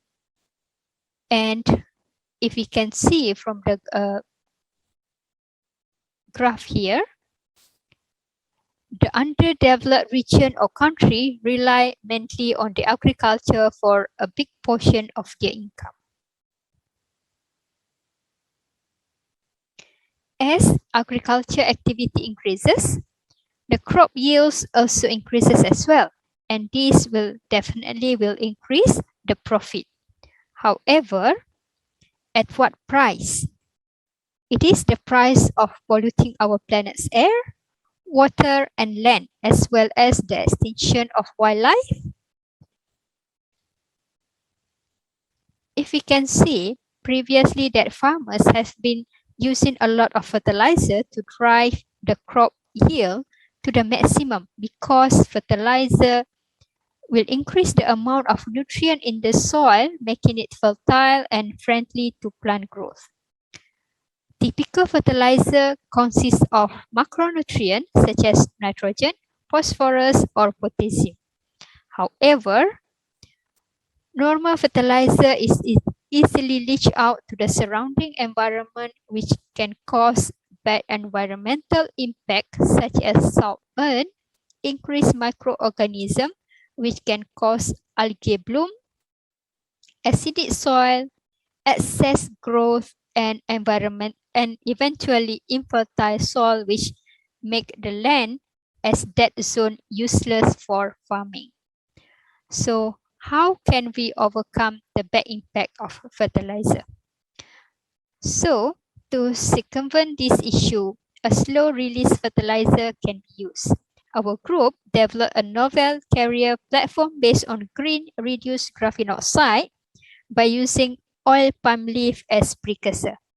It has a high surface area to volume ratio, which means that it can be loaded with a large amount of fertilizer. In this case, we can transport fertilizer using green reduced graphene oxide or green RGO to ensure a sustainable release of the fertilizer. As a result, we are not required to continuously dumping an excessive fertilizer on the plants.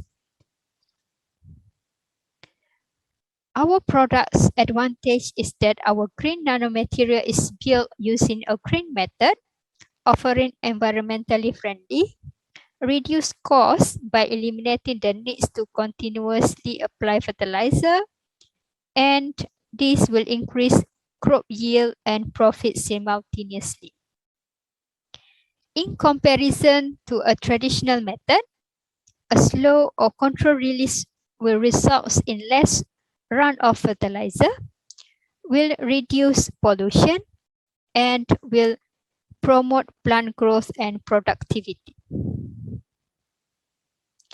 Apart from green reduced graphene oxide, our group also working on zinc oxide nanoparticles prepared using oil palm leaf extract. So biogenic zinc oxide nanoparticle can be used as zinc fertilizer to increase crop yields, and recently biogenic zinc oxide nanoparticles progression of seedlings. So can be used for the progression of seedling, and the findings open an open avenue for the potential use of biogenic zinc oxide nanoparticles prepared using agriculture waste as a future nanofertilizer that will revolutionize crop plants. In addition to zinc oxide nanoparticles, our group also successfully synthesized green synthesis of gold nanoparticles from cocoa waste for potential calorimetric-based pesticide identification. So for this one, the gold nanoparticle synthesized using cocoa waste offer eco-friendly, low cost, low toxicity, and simplicity, and effective to be used as calorimetric-based pesticide identification. Because how it works, very simple. If we have gold nanoparticle, usually it will be well dispersed. But what happened when gold nanoparticle mix with pesticide?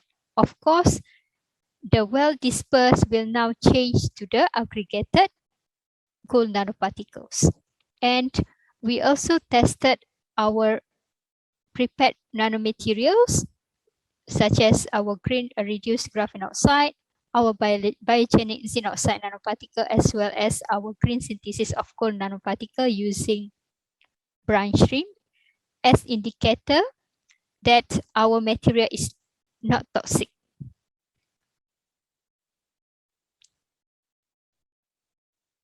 So with that, I would like to conclude that green technology usually refers to an eco-friendly products made from renewable resources, and green nanotechnology is the creation and use of nanomaterials that are safe not only for human but also for the environment as well by using non-toxic materials. Green nanotechnology will not only protect plants, but it will also increases crop yields and protects the whole ecosystem. Green nanomaterials produced by green nanotechnology will help both agriculture and food industries, for example, in terms of detecting early plant diseases and pesticide contamination in both soil and water. The use of green nanotechnology in Malaysia is still young and limited, but as a researcher, I really hope that stakeholders will fully support green nanotechnology as the new wealth creator in Malaysia. I would like to thank my research team, nanotech research team, as well as my collaborators from Malaysia Cocoa Board, Dr. Muhammad Kamil Jaafar, and collaborator from Sime Darby, Dr. Teh Hui Fang, for the endless support of our research. And with that, thank you so much for the opportunity to share my research here. Thank you.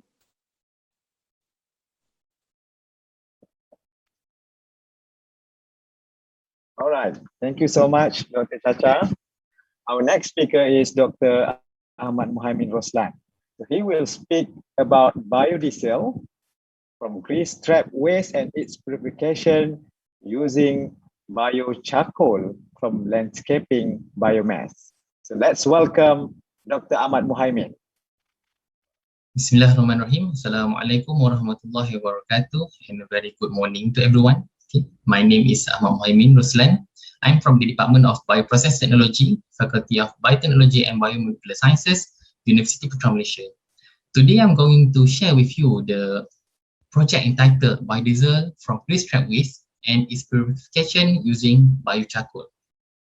Now, before we talk about biodiesel from grease trap waste, we are already very common with the production of biodiesel from used cooking oil. Okay, basically used cooking oil in Malaysia, there are a lot of them. Okay, and we have operators collecting this used cooking oil. Okay, and then we can sell our used cooking oil to them. Okay, they are going to pay 1 ringgit per kilogram, 1 ringgit 20 cents per kilogram. Okay, and then all of these used cooking oil are being converted into fatty acid methyl ester. Basically, from my interview with operators, they are going to convert this used cooking oil into fatty acid methyl ester for the production of biodiesel, mostly for export market. Okay, they are going to be sent to European countries, Saudi Arabia, okay, and all of our biodiesel are actually certified by ISCC.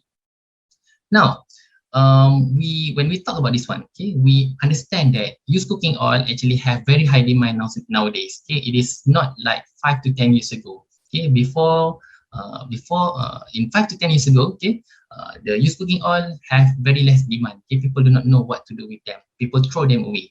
Now people already understand that used cooking oil can be converted to money. Okay, so we are going to sell them to this used cooking oil operator. But then the collection of this used cooking oil will have some additional cost to the operator or collectors.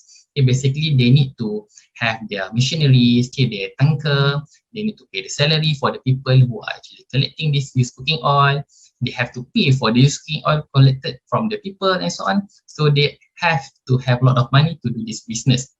Okay, now this biodiesel production from used cooking oil is already established, and we are also involved. UPM is also involved with this project since 2017, okay, long time ago. Now, we are talking, I want to share with you something else. Okay, behind the back of restaurants, cafeteria, R&R, hotel, and a lot of franchises, okay, we can actually see this hidden treasure chest. Okay, so what is this hidden treasure chest? Okay, it is called grease trap. Okay, so grease trap, what is actually a grease trap? Basically, if we go to restaurant, okay, or cafeteria, arena, we didn't see this. Okay, they are actually hidden behind those buildings, okay, and they are not accessible to common people. Okay, they are playing a very unique function. They have their own role, which is very important to reduce the wastewater burden to the treatment plant.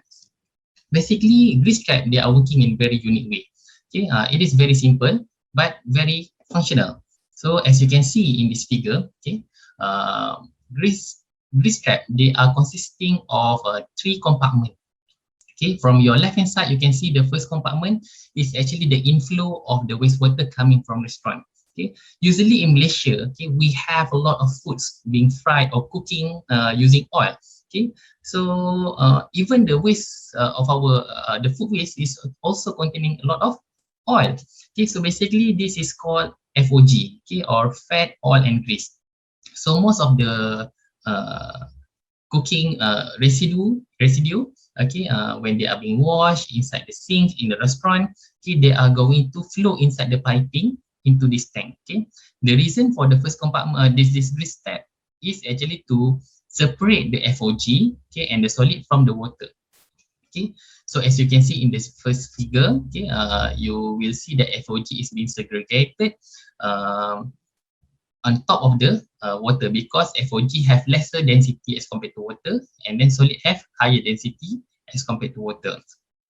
So FOG will float on top, and then only water remain at the middle. And then this water, okay, they will flow past through into the second compartment, and then you can also see that the water is actually not pretty clean. Okay, they are still containing some residual FOG and solids. Okay, so the same thing will happen. Okay, and then the water only will pass into the third compartment, and in the third compartment there will be lesser FOG. So hopefully when they pass through into the outflow, okay, only clean water will pass out. Now when I say clean water, they are not actually like clean, real clean water.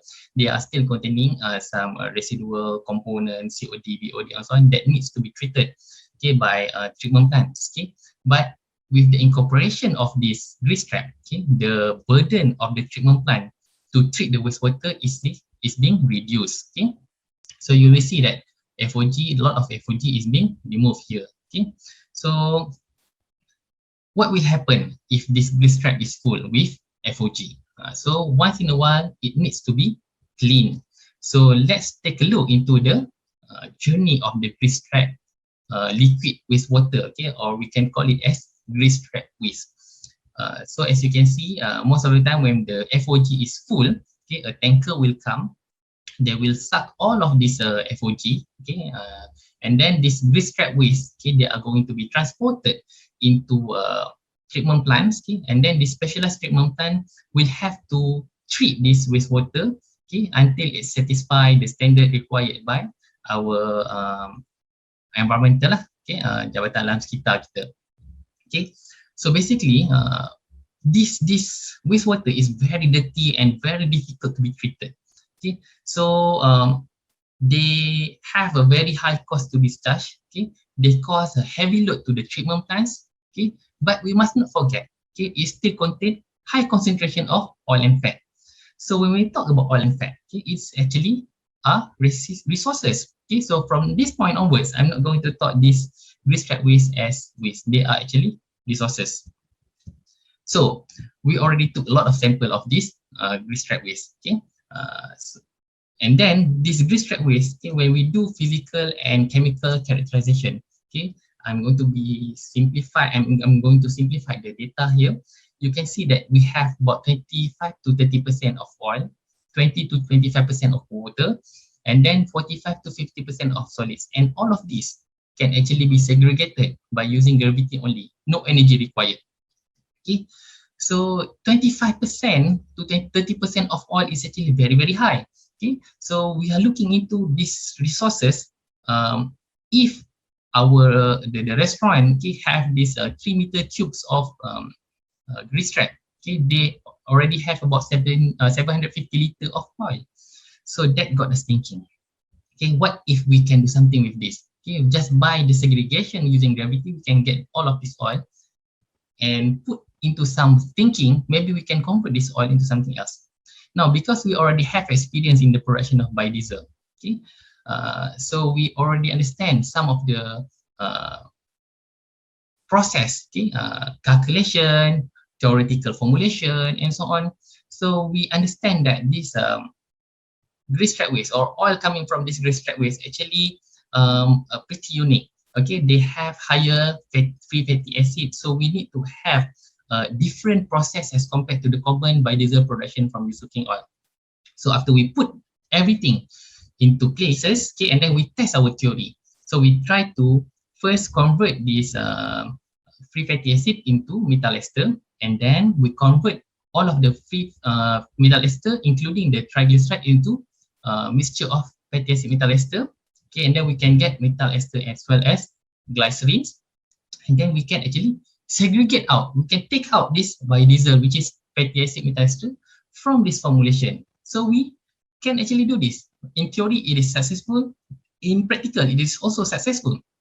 So it is very good news already to us. Okay, now when we talk about fatty acid methyl ester or FAME, okay, in our process, it is not yet completed. Why? Because you still need purification. As you can see from this picture, okay, the biodiesel, also the FAME is actually still cloudy. Okay, whereas usually biodiesel are pretty clear. Okay, so we need to do some purification. There are some soap inside. There are also residual water, some residual methanol, and so on inside this FAME that needs to be removed. So most of the time, people will use water washing. What is water washing? Water washing is we are mixing this FAME with hot water, and then we blend them together. Okay, and then the impurities from this FAME will be bound to the water, and then when we leave them to rest, okay, they are going to be segregated automatically by gravity. Okay, so biodiesel will stay on top, wastewater will go to the bottom, and then you can get purified biodiesel. However, okay, the first target from this project is to reduce the burden of treatment plant, okay, wastewater treatment plant. So we do not want to use water washing. How about we use dry washing? Okay, now we are talking about the purification using some absorbent.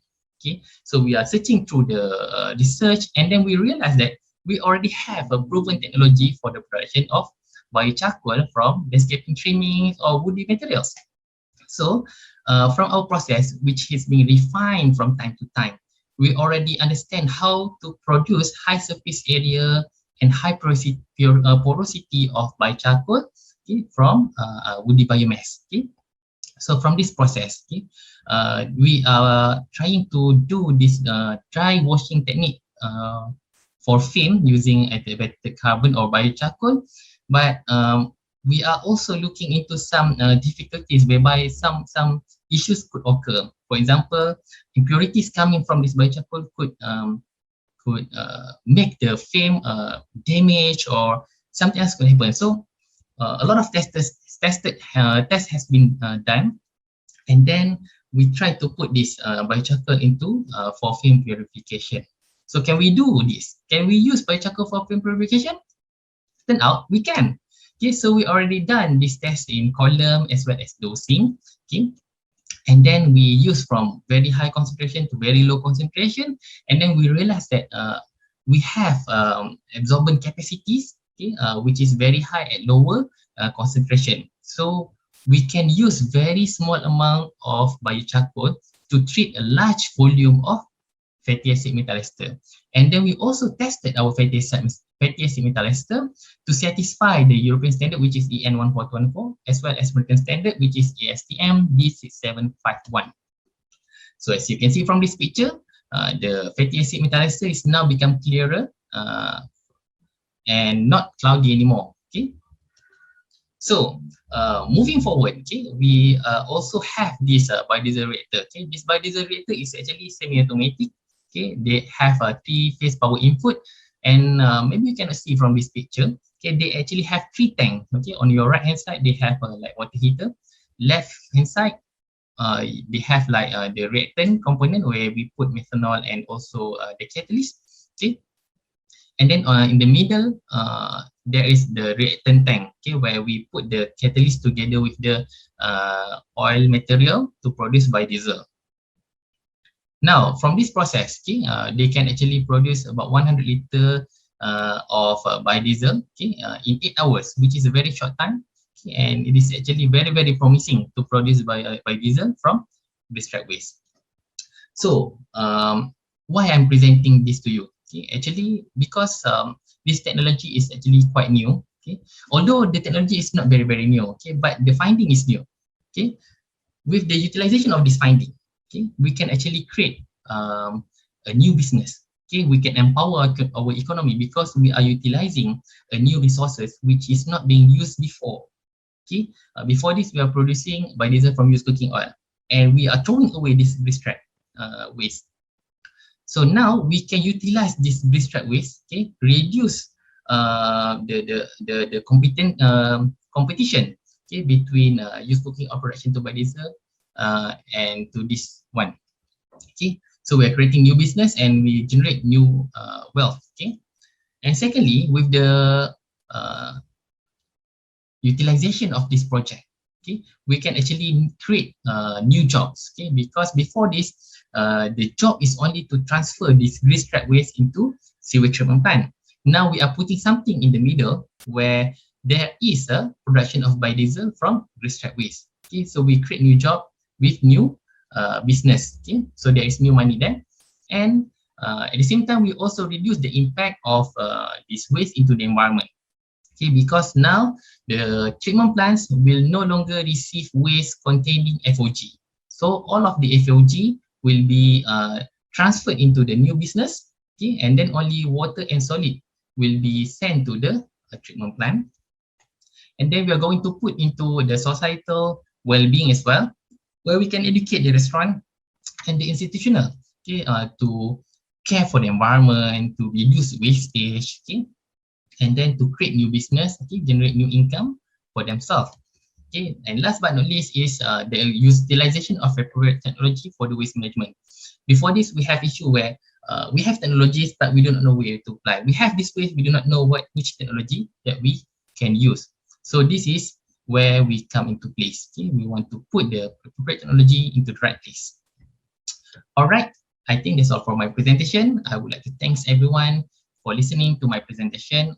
And if you have anything you want to ask about my presentation, please do not hesitate to contact me through my email, which is being shared earlier in this presentation. Okay, thank you. All right, thank you. Thank you so much, Dr. Muhaimin. Our next speaker is Professor Madya Dr. Susilawati Kasim. She will talk about how you can improve your plan using biostimulant. So now let's welcome Dr. Susilawati. Bismillahirrahmanirrahim. Assalamualaikum warahmatullahi wabarakatuh. First of all, I would like to thank the organizer for giving me this opportunity to present my proposal. The title of my proposal today is Biostimulants Enrich Organic Mineral Fertilizer as a Solution to Degraded Soil. My name is Susilawati Kasim from Department of Land Management, Faculty of Agriculture, UPM. So this will be my presentation outline. So I would like to start this presentation by discussing about agricultural land. As we know that the area that can do the cultivation now is decreased due to land degradation. So in tropical area, we know that acidity is become a common problem. So when we have this problem, there will be the decrease of the P, calcium, and manganese content in the soil system. It also promotes aluminum and manganese solubility, which can create a toxicity to the plant. So we know also that the excessive use of chemical fertilizer in our farm also affect or also increase the soil acidity. So I give you example here that how the acid developed in our tropical soil. Application about 100 kilogram of N in ammonium form, we require about 360 kilogram of calcium carbonate to neutralize the acidity. So all of the ammonium based fertilizer will produce hydrogen ion, which indirectly reduce the soil pH. So that's why there is a need for us to produce appropriate fertilizer that can be used in our environment. So we know also that the area that can do cultivation in a globe land surface is only about 11%. This will be also a critical things that need to be discussed here. Why? Because this is an urgent need for us to manage our soil properly. Again, I would like to highlight here, there is the production of appropriate fertilizer is really, really needed. So, and in our environment, there will be huge amount of agriculture waste products. So we want to utilize this waste, then try to transform it into valuable products. For us in this study or in this proposal, we want to use palm oil mill effluents that has been produced during all extraction process. Generally, huge amount of waste, palm oil mill effluents has been produced from this process, right? So then the most common approach that they to treat this waste is through pond system, that we know this system is not so effective because they require large land area. So we want to transform this waste into organo-mineral fertilizers. So we already have the IP on this. So during this pandemic era, we know that fertilizer price is increased. So it has limited our farmers to use high quality fertilizer, because you know that when the fertilizer price is increased, then the production cost also increase. So that's why most of the farmers try to look into the cheaper fertilizer, which consequently or will indirectly affect our environment. So that's why there is also a need for us to come up with a better products for fertilizer. So for us, I think we try to give a better approach in terms of utilizing biostimulants and rich organo-mineral fertilizer. So basically, we already produce organo-mineral fertilizer from palm oil mill effluents that has been made with chemical fertilizer. So then this product can be enhanced the quality by adding biostimulants. We can use biostimulants in the form of secondary metabolites. We can use biostimulants in the form of humic compound or in the form of amino acid extract, or even in the form of microbes. So all of these biostimulant will be very important to stimulate or to give a benefits to the plant. So I will give you briefly information why biostimulant is very important. Okay, so for the simple production step of our innovation, basically you need to mix the solid form of palm oil mill effluents with selected, what we call it, powder form of the biostimulants. Then from there you can get either in a pellet form of fertilizer or granule form of fertilizer. So in industrial scale, you need to prepare all the materials, whether in the chemical sources or stimulants. Then we need to put in the mixing machine. So from there, you can use directly the liquid form of the palm oil mill effluents to be mixed with these materials. Then from there, they will go to the pellet or maybe the granular machine before we can do the drying process, and you can do the packing for these two products. Basically, this process will be able to produce different types of biostimulants, organo-mineral fertilizer that can suit our farmers' need. Okay. So how we get this idea? Basically, this idea has been supported at the beginning by research university grant. Okay, so this will be the title of this our initial grant. So we get the initial funding about 67,000 ringgit. Okay, so from there we are having one IP from this project. Then after that, we are continuously improve our products until now. Okay, so then on 3rd July 2020, from Office of the Deputy Vice Chancellor, Research and Innovation, they already give us letter stating that our research last year is already at stage 4, but currently we are already at stage 5. Why? Because we already validate some of the data in real environment. So meaning to say that for the TRL level, we are almost ready to meet the go for the industrial scale. So this will be the our IP intellectual properties details.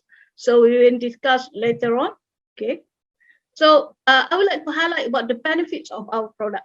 First, this product will be cheap and effective fertilizer from waste. Besides that, the unique thing is it has been formulated by adding it with the biostimulant sources. And the most important thing is if our farmers use our product, they can reduce the production cost. All of this uniqueness will give our farmers what we call it option to use better quality fertilizer. Okay, so again, I need to highlight why we choose biostimulant to be added with organometal fertilizer, because biostimulant is defined as a materials that in minutes quantity can promote the plant growth. Besides that, it is very environmental friendly and it can be applied to plants through foliar or soil drenching. So this will be good for the farmers. Okay, so this is how biostimulants can affect the plant growth. It can also affect the soil processes in terms of improving the soil structure or improving the micronutrient solubility for the plants. It can change the root morphology. It can increase the roots activity and so on and so forth. With these benefits, I think we can improve the crop productivity as a whole. So I give you a few examples later on. So we know that also we have facing the climate change nowadays. Then a lot of biotic stresses is occur in our surroundings in the form of heat, drought, salinity, and heavy metals. So we need something, the materials that can help our plant to overcome the problems related to all these stresses. So then these stimulants in our formulation hope that able to help the plants to grow better in our environment. All right, so this will be few laboratory and glasshouse trials output that I want to share with you. First of all, I would like to share with you about the use of we already tested our products in soil, acidic soil. Then our products able to improve the what we call it the pH of acidic soil. Okay, so when we use our products, the performance of our products is almost similar to the calcium carbonate. Okay, whether in the submerged condition or in the moist condition. So meaning to say that this will be a good option for the farmers. So they don't have to use lime what we call it to overcome the acidity problem. They can use this fertilizer. So they can get to supply nutrients. They can get two benefits. One will be they can supply the nutrients, and the second thing, they can increase the pH level of the acid soil. So not only that, we also tested our products, and we see that there is a proof that our products able to increase the upper part of the plants. Okay, so this will be the chemical treatments of maize. So it's very short. Then as compared to our treatments perform better. So meaning to say that our products able to increase the biomass production of a maize.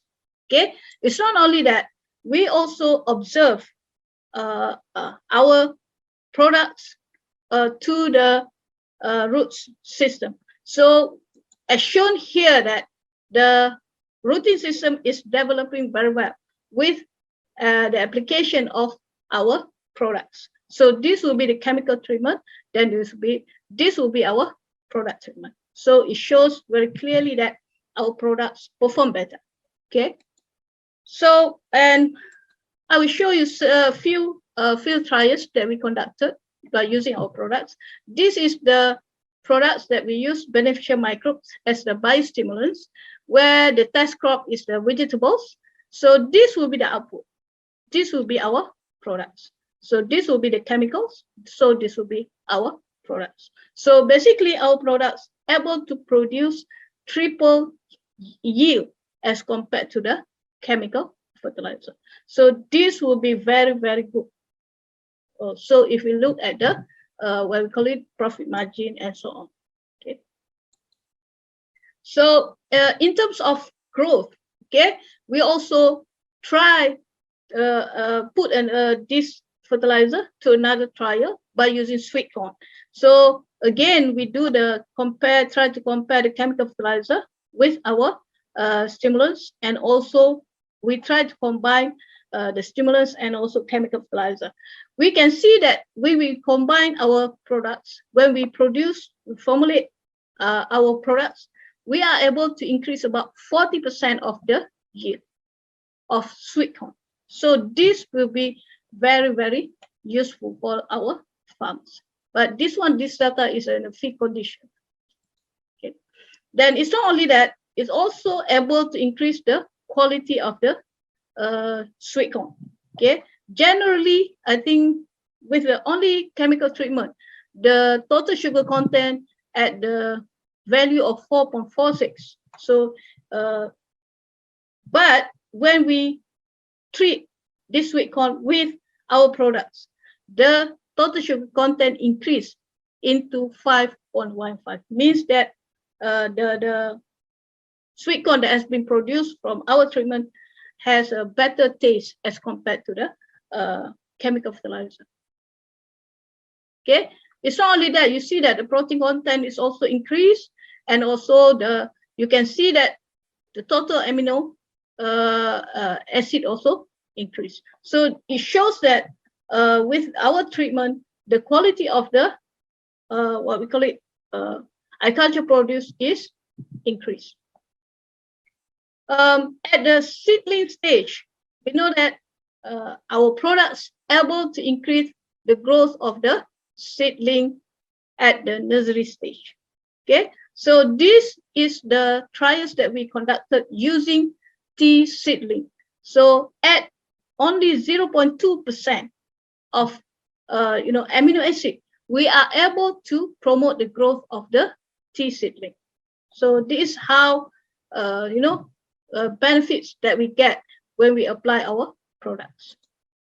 So there will be some images that I want to share with you. We already conducted or tested our product using what we call it lettuce finger, maize, to rice. Okay, we are able to produce about 7 to 10 tons of rice. Okay, and we already tested our products in cabbage field. Then we are able to reduce 60 to 80% of the chemical fertilizer in the area. But again, it is depending on the types of the soil in the area, the slope, and also the management practices. As we know, all of these factors will affect the plant growth. Okay, so it's not only the yield or the reduction of the chemical fertilizer that can be observed in the cabbage area. We are also able to increase the quality of the cabbage that has been produced. Basically, the use of our formulated fertilizer able to produce about 70% of A-grade cabbage. So as compared to the chemical fertilizer, it's only 20%. Okay, so meaning to say that we are able to increase 50% higher A-grade cabbage as compared to the chemical fertilizer. Okay, so indirectly with the use of our fertilizer, the farmers can get more profit. Okay, so I would like to give you a few examples here based on a target customer and a target market. So with the average of fertilizer consumption at 2 tons per hectare, and the area for cultivation is about 500,000 hectares. So it will require a fertilizer of about 1 million tons of fertilizer. So if the price of fertilizer at the range of 2,500 to 3,000 ringgit per ton, so we need to allocate around 2.5 billion per year. So this is a huge amount. If we are able to reduce maybe 10 to 30% of this value, it will be good enough for the as a whole ecosystem for agriculture in Malaysia. Besides that, as I mentioned to you earlier, that our fertilizer can also be used to substitute lime requirement in our agriculture field. For example, in a paddy field. So for example, I put here the lime requirement rate at 4 tons per hectare is generally applied in a paddy field. So with the area of 300,000 hectares, it will require about 1.2 million tons of lime. So if the price of lime at 1,000 to 1,500 per ton, so we will need to spend about 1.2 billion ringgit. So again, if we are able to reduce this cost, maybe 30%, 40%, we already able to reduce the production cost as a whole. Indirectly, we increase the profit margin for the consumers. Okay, so in detail, I would like to show to you that how our products as compared to the calcium carbonate. So basically, I think the effectiveness of our product is 90% better as compared to the calcium carbonate. Meaning to say that when they use our product, they can reduce 90% of the cost. But again, it is depending on the soil type, okay, management practices, and so on. Okay. Okay, so we are planning to go to do more trials in the future by using these 5 steps. So we try to prepare a good quality products in a big scale. Then we want to test again our product in selected area. Then we hope that we can do the trials, 3 trials, okay, in different areas. So from there, we hope that we can do certain improvement for our formulation. Then we also want to do survey related to the customer satisfaction before we can do the certification for our products. Okay, so this will be our planning to test plant in the field. Okay, so we want to select a few field related to vegetables and paddy field. Then we want to do the trials. Then from there we can monitor and evaluate, and if possible, want to improve our formulation. So of course, when I talk about to do trials and so on, they will need for us to allocate certain budget. Basically, the total amount of this allocation it need about 317,000 ringgit, because we know that this what we call it proposal is very urgent. We need to formulate it as soon as possible. So that's why we need to have 2 RAs and 2 enumerators that need to have about 102,000 ringgit. Then we need to conduct the interview session with a customer. Then it will need about 15,000. We need to do the testing.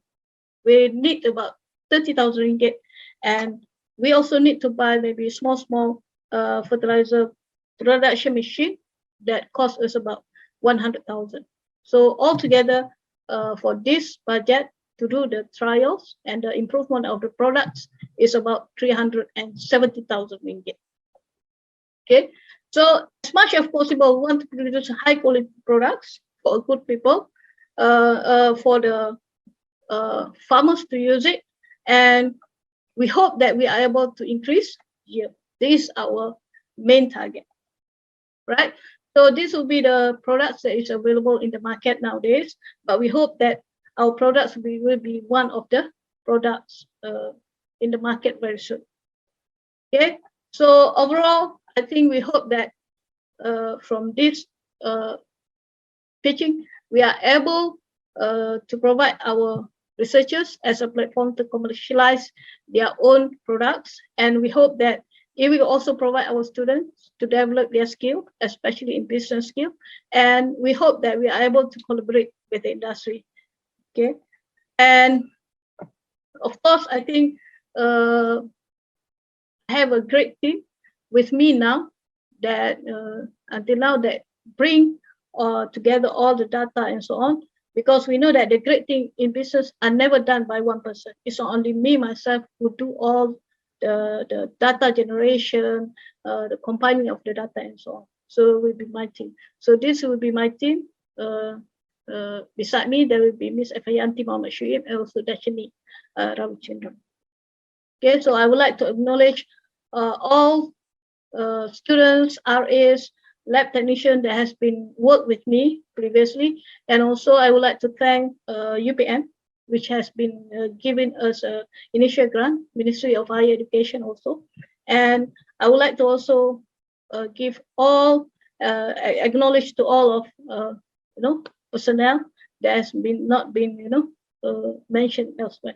Okay, so before I end this presentation session, again, I would like to highlight here that we need to provide our farmers with healthy soil, okay, by providing them with high quality fertilizer.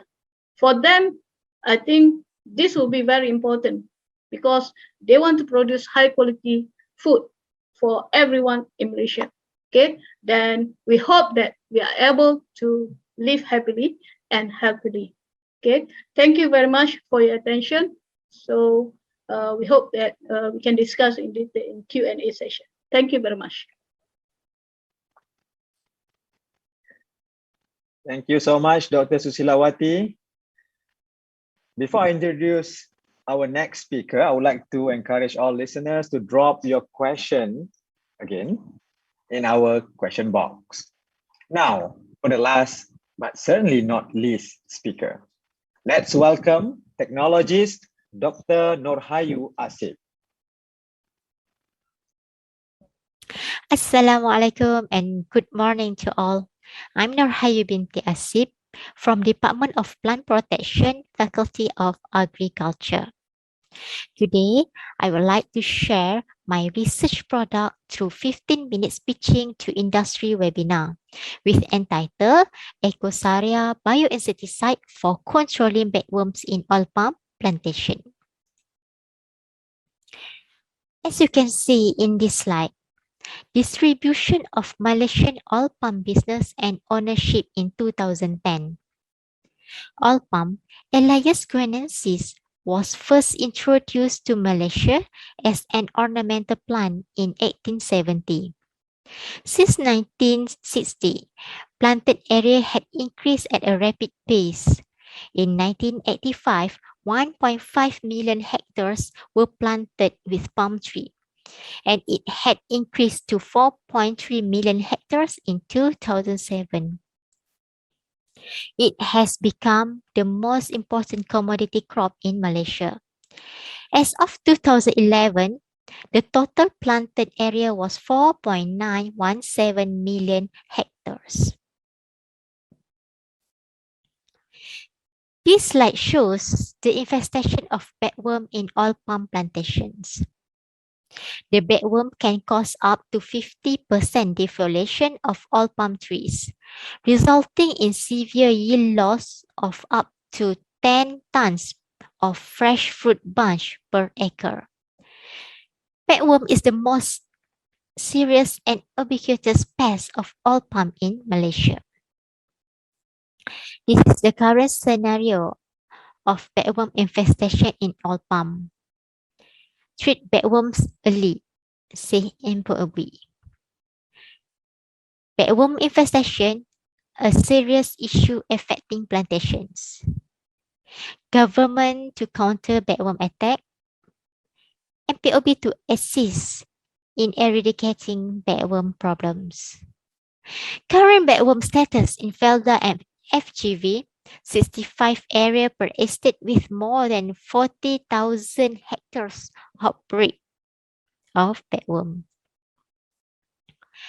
To date, their plantation have been used a lot of the chemical control.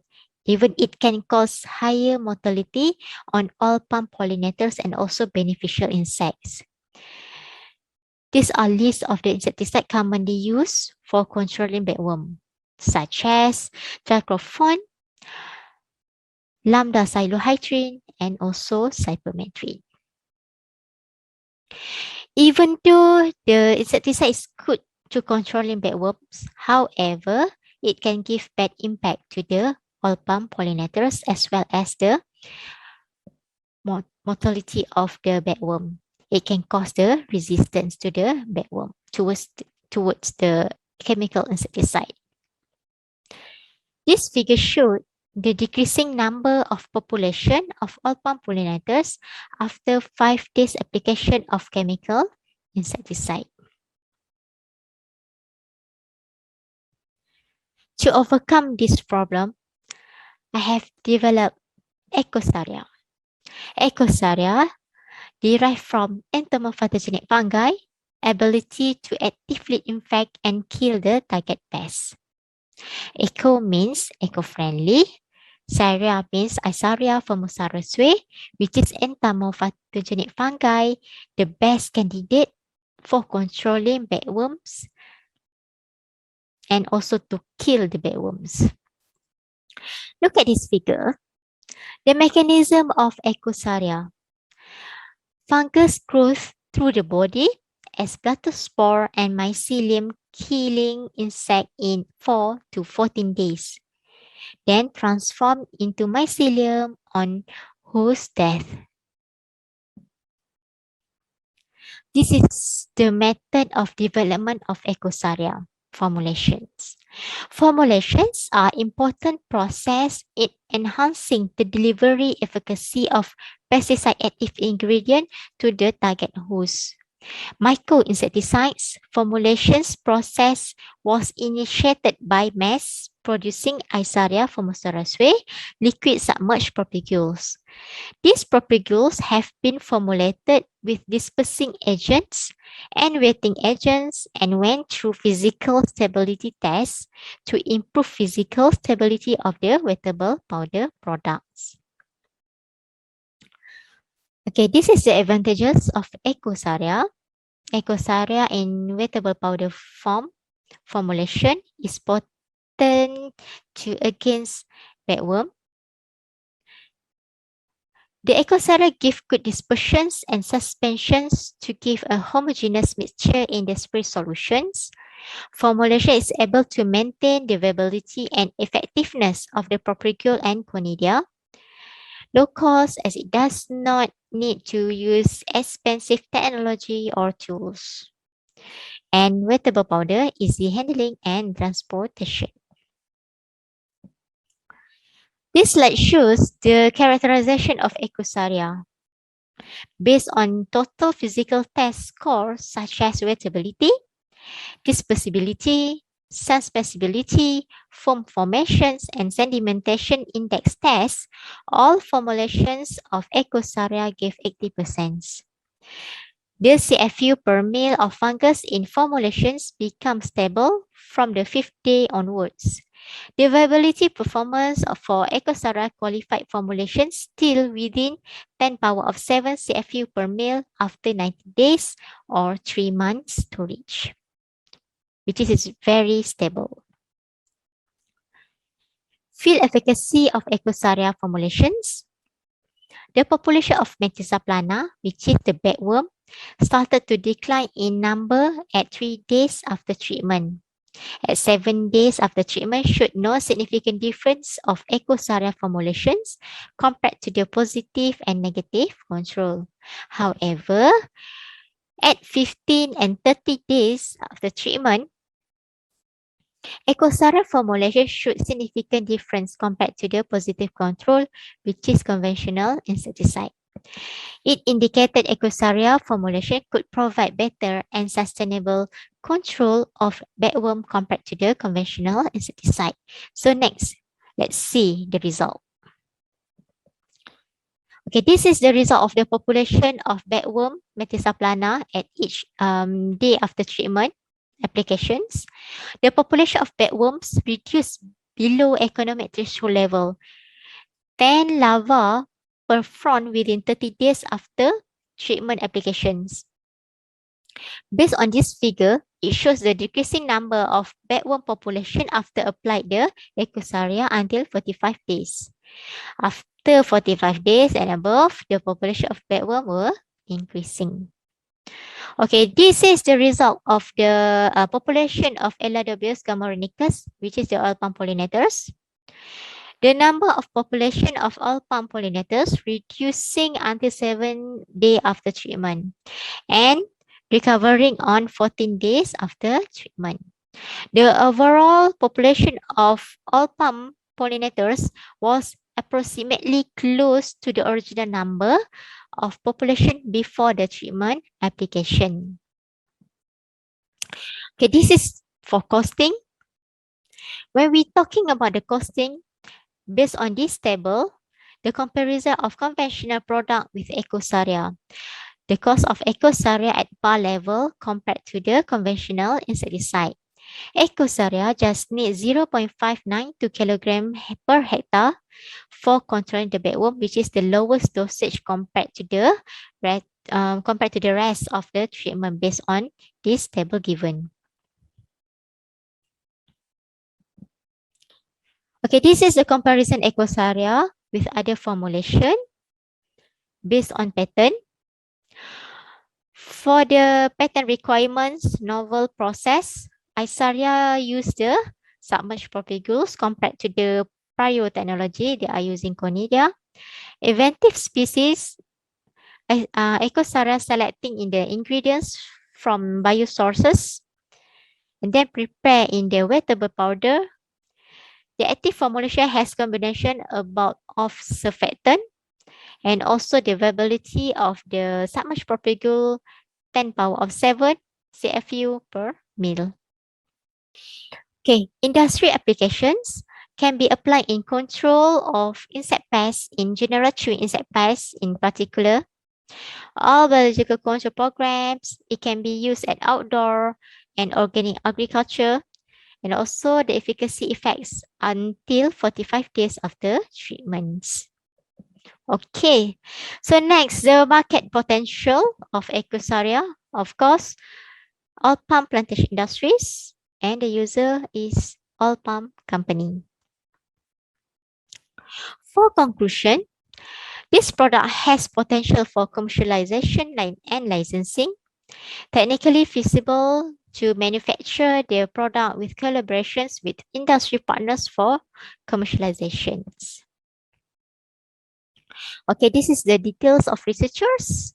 Me, Nurhayu Asib, Professor Dr. Zulkifli Omar, Muhammad Nurul Yakin Sharif from MPOB, Siti Shazwina Mazamri from Felda. Okay, this is the Ecosaria trademark logo. Okay, that's all from me. Thank you for your time.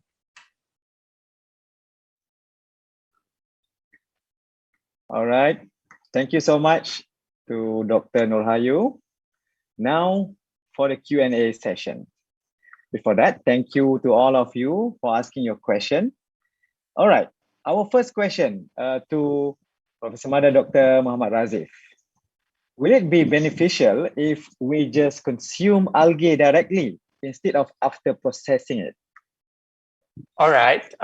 Thank you, Dr. Amir, and thank you for the questions. Basically, I have both answers for this, yes or no. So I explain first on the yes answer. So if you would like to consume the algae without processing it, you need to know what type of the algae that you would like to consume. Not only that, because we need to know that some species of the algae is very harmful to your body. So you need to understand what are the species that you are would like to consume. And then the second one, you need to know what are the medium that used to culture the microalgae, because we would want to avoid some toxic chemicals that later on is going to be, effect to our body. And then the third one, at least you know what conditions that we are culturing the algae, whether we are culturing it under controlled conditions or we culture it in the open environment. Because when we culture it under uncontrolled environment, it might be some contaminations happen. And when you have some contaminations, so the contaminants will be present inside your algae, then it might be, affecting when you directly consume it. So I would like to give the examples of the algae that we can consume directly. First is like a seaweed. I think everybody know the seaweed, which is normally is a brown algae type. It's the species normally nori. Nori is basically we use this for wrapping our sushi. Or if you normally go to the Japanese restaurants, they put this seaweed inside your miso soup.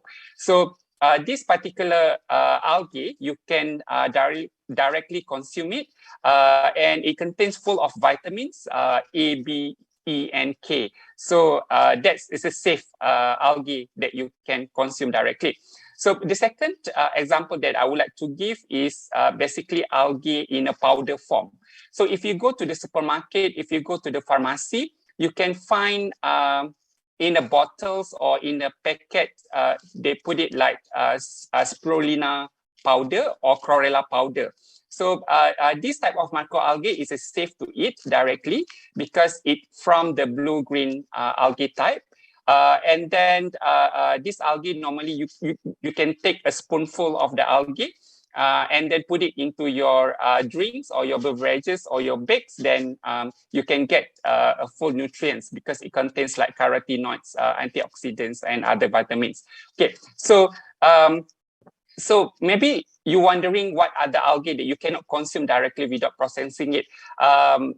Those particular algae, we call it as a harmful algae, which is we not know what are the species of the algae and then how they cultivate it. So normally we can get this harmful algae in the surface of the water.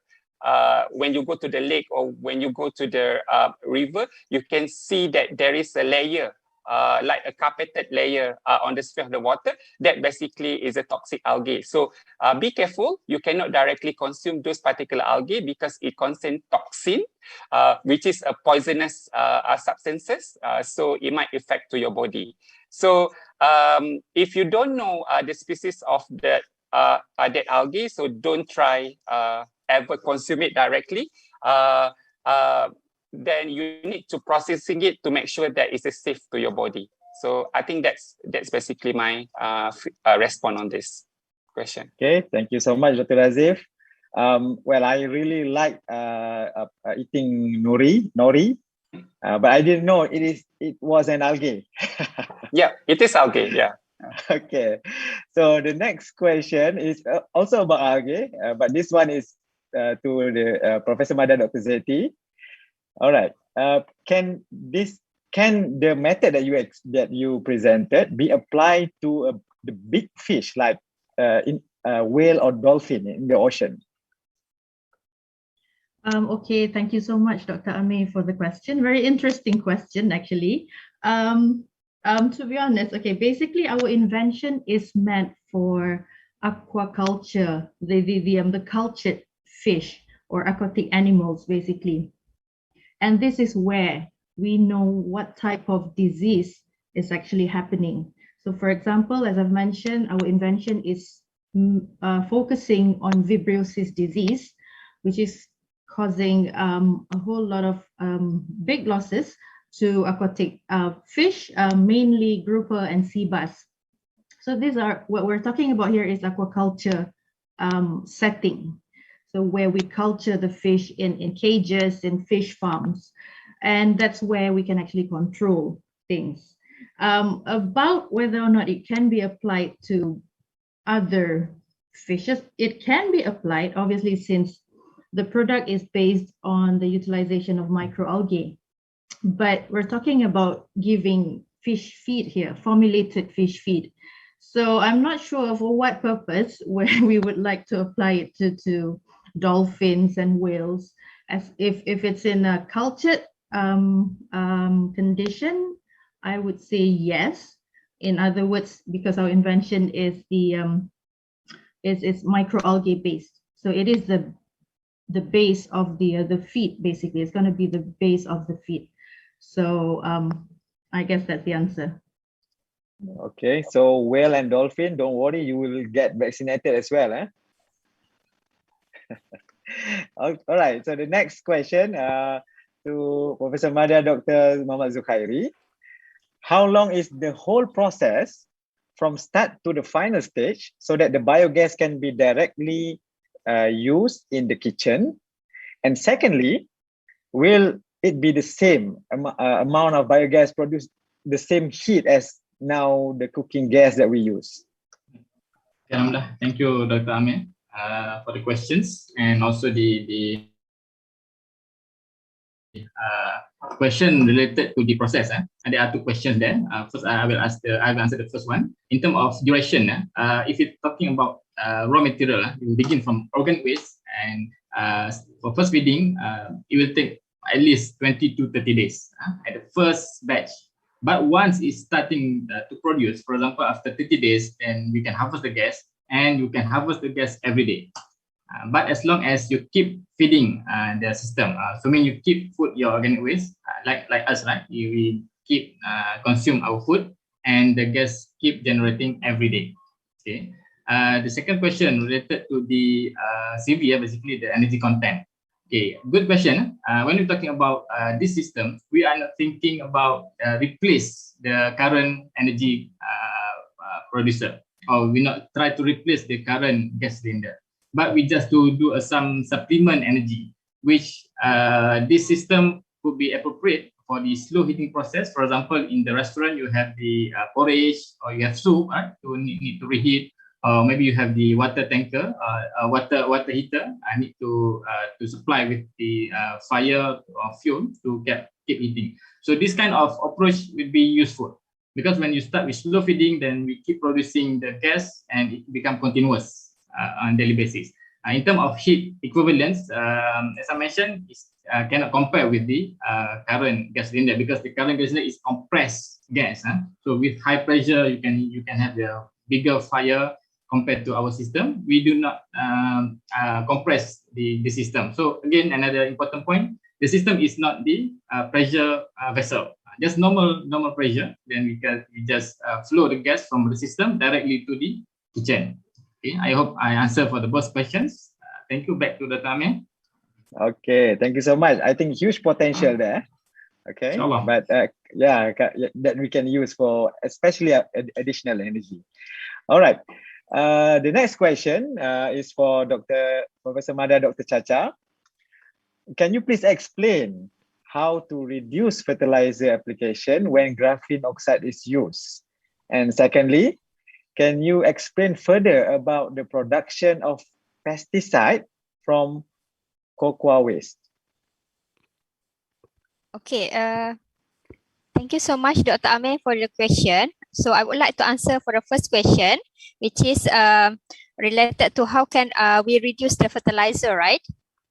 So actually, when we use like a reduced graphene oxide, we make it as a smart vehicles that we can deliver the fertilizer. So basically, you can make the fertilizer to be encapsulated in using our nanomaterials, and then by using when we create this, that means we can create what we call a smart nanofertilizer.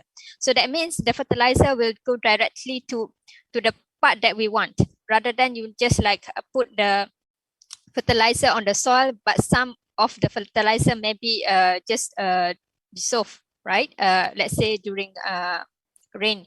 So by using this nanomaterial, you can also create a slow release. So usually in lab, we can try to encapsulate the fertilizer, and then you can test just doing a similar study related to drug release. And then you can also have a look in terms of the type of how can the release be fitted into some of the kinetic models. And the second question is about the production of the actually it's not the pesticides from cocoa waste. Actually, it's related to we are using cocoa waste to produce gold nanoparticle, and then we use these gold nanoparticles as a substrate. Then you can use in a colorimetric assay. So simply you just, let's say if you mix with certain chemicals, then we just have a look at what happened to this gold solution. If they are agglomerated, then we found that okay, we have a certain pesticide, then we can have a look using just a normal UV-Vis to check in terms of the excitation. So I hope I'm answering the questions, Dr. Amir. Yeah. Thank you so much, Dr. Chacha. All right. So I have here our final question is for Dr. Muhaimin. The question is, how much biocharcoal is required to clean up 1 liter of biodiesel? And secondly, can the biochar be reutilized? All right, thank you, Dr. Amir, for the question. Bismillahirrahmanirrahim. So basically, this is a very important question because when we talk about wastewater management, we want to reduce the waste as a total. So when we want to wash biodiesel, previous technology is using water. So we are talking about 100 kilogram of water being produced as wastewater for 1 ton of biodiesel being purified. So using this biocharcoal technologies, we are reducing this by a lot.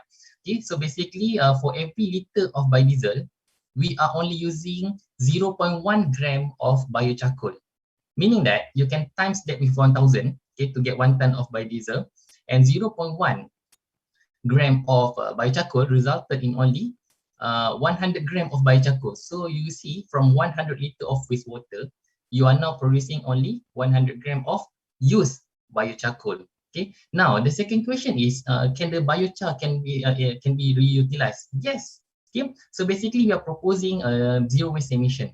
Okay. So the cascade use of this biochar after they absorb methanol and other pollutants. Okay, we have several pathways for this. Okay. For example, if you want to use it as fuel, okay, you can burn this biochar because now it have additional energy such as methanol. Okay. Or let's say if this biochar is not to be used as fuel, okay, you can maybe use it as a soil conditioner. Okay, but of course you have to identify first the characteristic of the pollutants inside the biochar after they are being spent. So that should be the answer. Okay, but of course I'm proposing that we use them as fuel, okay, alternative fuel after the use after the purification of biodiesel. Thank you. Yeah. Thank you so much, Dr. Muhaimin. And hopefully we can really have a zero waste in our ecosystem. Inshallah. Yeah. Okay. That's all for the Q&A session. I would like to thank all the speakers and all the listeners. And now I would like to pass back the session to our MC, Mr. Luqman. Terima kasih diucapkan kepada Yang Berusaha Profesor Madya Teknologis Dr. Amir Syahid Amir Hamzah, Timbalan Pengarah Pusat Hubungan dan Jaringan Industri Sirnet Universiti Putra Malaysia dalam mengendalikan sesi webinar 15 Minutes Pitching to Industry sebentar tadi. Hadirin sekalian, majlis kita telah hampir tiba ke penghujungnya. Oleh itu, majlis diteruskan dengan menjemput Yang Berbahagia Profesor Ingeniur Dr. B.T. Hang Tuah Baharudin, Timbalan NAB Chancellor Jaringan Industri dan Masyarakat Universiti Putra Malaysia untuk menyampaikan ucapan bagi penutupan majlis pada hari ini. Dengan segala hormatnya, dipersilakan. Bismillahirrahmanirrahim. Assalamualaikum warahmatullahi wabarakatuh dan salam sejahtera. Terima kasih saudara pengacara majlis. Yang berbahagia Tuan Samsul Bahar Muhammad Noor, Ketua Pegawai Eksekutif Malaysian Green Technology and Climate Change Corporation MGTC. Yang berbahagia Profesor Dr. Samsul Bahari Muhammad Tamrin, Pengarah Pusat Jaringan Industri dan Masyarakat Universiti Putra Malaysia, Puan Elina dan semua rakan-rakan daripada MGTC, pegawai-pegawai UPM. Seterusnya, para hadirin yang dihormati sekalian, terima kasih dan tahniah kepada Malaysian Green Technology and Climate Change Corporation MGTC dan Pusat Hubungan dan Jaringan Industri Sirnet atas sesi pertukaran dokumen MOC ini, dan seterusnya program webinar pitching yang telah berjaya dilaksanakan.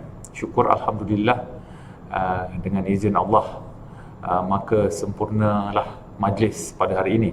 Tuan-tuan dan puan-puan yang saya hormati sekalian, Industri dan universiti adalah dua daripada 4 elemen yang penting dalam quadruplex helix yang juga merangkumi dermawan iaitu filantropis dan masyarakat. Hubungan yang erat antara kedua-dua entiti ini penting dalam menjamin kelangsungan impak yang besar kepada ekosistem yang sedang kita bina.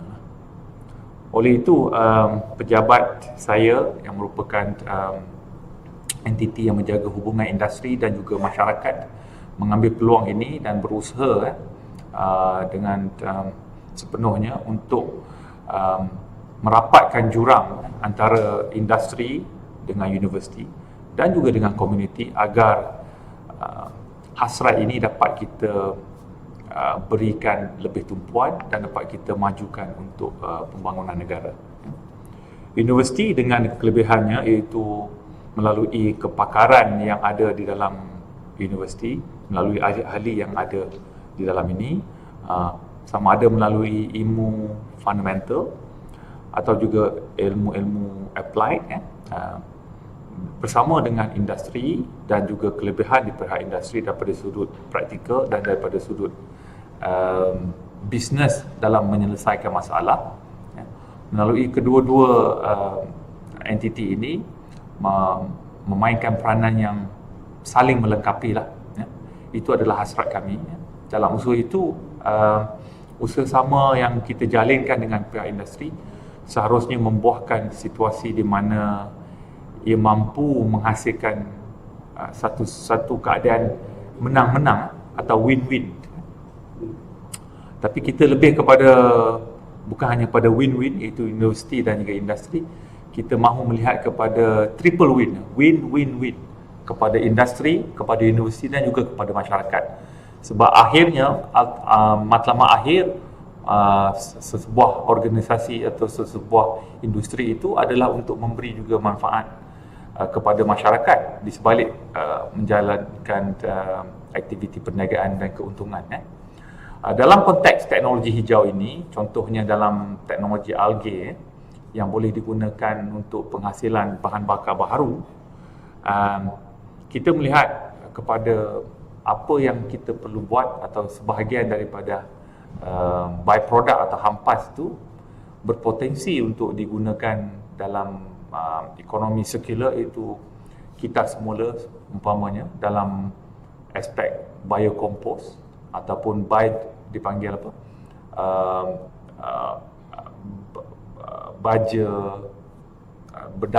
berasaskan kepada bahan-bahan buangan makanan haiwan ternakan juga.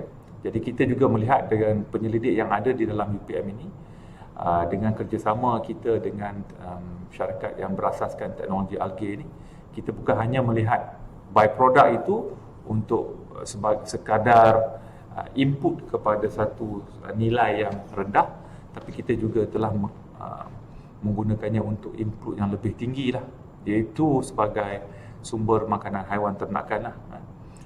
Ini bukan setakat menghasilkan bahan nilai tambah yang lebih kepada bahan buangan, tapi ia juga boleh menyelesaikan sebahagian daripada masalah daripada segi sumber makanan untuk ternakan. Sebahagian daripada usaha UPM dalam kita membantu kerajaan, membantu negara untuk menjadikan security bekalan makanan sebagai salah satu agenda kami. Jadi seperti saya katakan tadi, teknologi algae ini umpamanya dengan melakukan pembentukan ekosistem pembaziran sifar iaitu zero waste, banyaklah inisiatif lain yang kita akan lihat supaya ia mampu menjana tenaga daripada segi teknologi hijau dan bahan buangannya digunakan untuk faedah lain yang menghasilkan dan ultimately mewujudkan suatu ekosistem yang tidak ada bahan buangan, insya-Allah. Daripada itu kita juga perlu melihat dan pergi lebih jauh dalam kita menyumbang kepada ekosistem hijau di universiti umpamanya. kita melihat kepada pelbagai inisiatif yang telah dan akan kita laksanakan. Kita bekerjasama dengan beberapa industri lain dalam mana kita menggunakan ruang yang ada di universiti, contohnya ruang-ruang yang tak terpakai lah, atap dan sebagainya, bumbung-bumbung bangunan, telah kita adakan inisiatif supaya ianya dipasang dengan solar, solar panel untuk penjanaan tenaga yang boleh diperbarui lah, tenaga solar. Selain daripada itu, kita juga melihat dan sekiranya kita dapat melakukan pendidikan kepada bukan hanya industri tapi kepada masyarakat umum, sekiranya, dan banyak inisiatif yang kita lakukan di mana kita mengajar pihak-pihak masyarakat tentang macam mana kita boleh mengurus sampah dapur dengan bijak dan mengitar semula sampah-sampah ini untuk dijadikan sebagai baja yang berguna kepada tanaman dan mampu memberi kesan yang signifikan kepada kelestarian dan ekosistem serta menjana ekonomi baru lah. Mungkin tuan-tuan dan puan-puan lihat bahawa sampah kalau satu rumah yang buatnya nilainya mungkin kecil, tapi bayangkan keseluruhan penduduk di Malaysia ini mengaplikasikan konsep ini, kitar semula dan juga menggunakan membuat kompos dan sebagainya. Kita mampu menyahut cabaran kerajaan dan kita mampu mencabar contohnya negara Jepun umpamanya yang amat aktif tentang aspek-aspek kelestarian dan kelestarian ekosistem dan juga minimizing sampah lah, waste.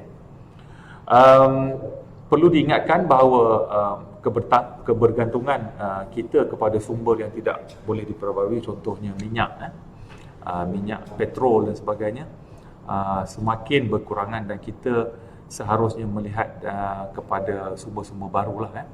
Dengan teknologi yang sedia ada, tenaga alternatif masih lagi di tahap yang rendah daripada segi aplikasi. Jadi ini memerlukan penerokaan fundamental dan juga pembangunan teknologi baru yang lebih praktikal. Oleh itu, matlamat pembangunan mapan 2030, Sustainable Development Goals of United Nations, menyasarkan pengurangan karbon dioksida kepada lebih daripada 45% dalam tempoh 20 tahun, 2010 hingga 2030. Seperti saya katakan tadilah, banyak inisiatif yang UPM juga menyahut cabaran global ini dengan mengadakan dasar hijau UPM 2011 dan terkandung di dalamnya pembangunan kampus lestari dan, melalui pendidikan dan juga pembangunan yang mapan. Tuan-tuan dan puan-puan, dengan MOC ini, UPM melalui Sernet akan mengadakan kerjasama yang lebih erat dan rapat dengan MGTC dan industri lain di dalam jaringan MGTC ini untuk meneroka peluang dan memperkasakan teknologi dan mengupayakan modal insan. Itu adalah harapan kami lah. Akhirnya, kesan kepada perubahan iklim sedang kita alami ini adalah tanggungjawab kita semua dan seharusnya lah kita mengambil cabaran ini untuk mengurangkan impak dan seharusnya di masa akan datang kita seharusnya menyasarkan supaya kita boleh mengundurkan, reverse the impact, kesan yang apa yang kita sendiri manusia buatlah terhadap climate change. Diharapkan acara pada hari ini menjadi simbolik kepada kerjasama itu dan akan memberikan impak besar kepada kesejahteraan dan ekonomi negara yang hasilnya dapat kita kongsikan bersama dengan pihak pemegang taruh yang terlibat. Para hadirin sekalian, akhir kata sekali lagi saya ingin mengucapkan tahniah dan terima kasih kepada Sernet, MGTC dan ahli-ahli jawatankuasa yang terlibat dalam menganjurkan sesi pertukaran memorandum kerjasama dan sesi webinar 15 minutes pitching to industry ini. Dengan itu saya sudahi dengan wabillahi taufiq wal hidayah. Assalamualaikum warahmatullahi wabarakatuh. Sekian, terima kasih.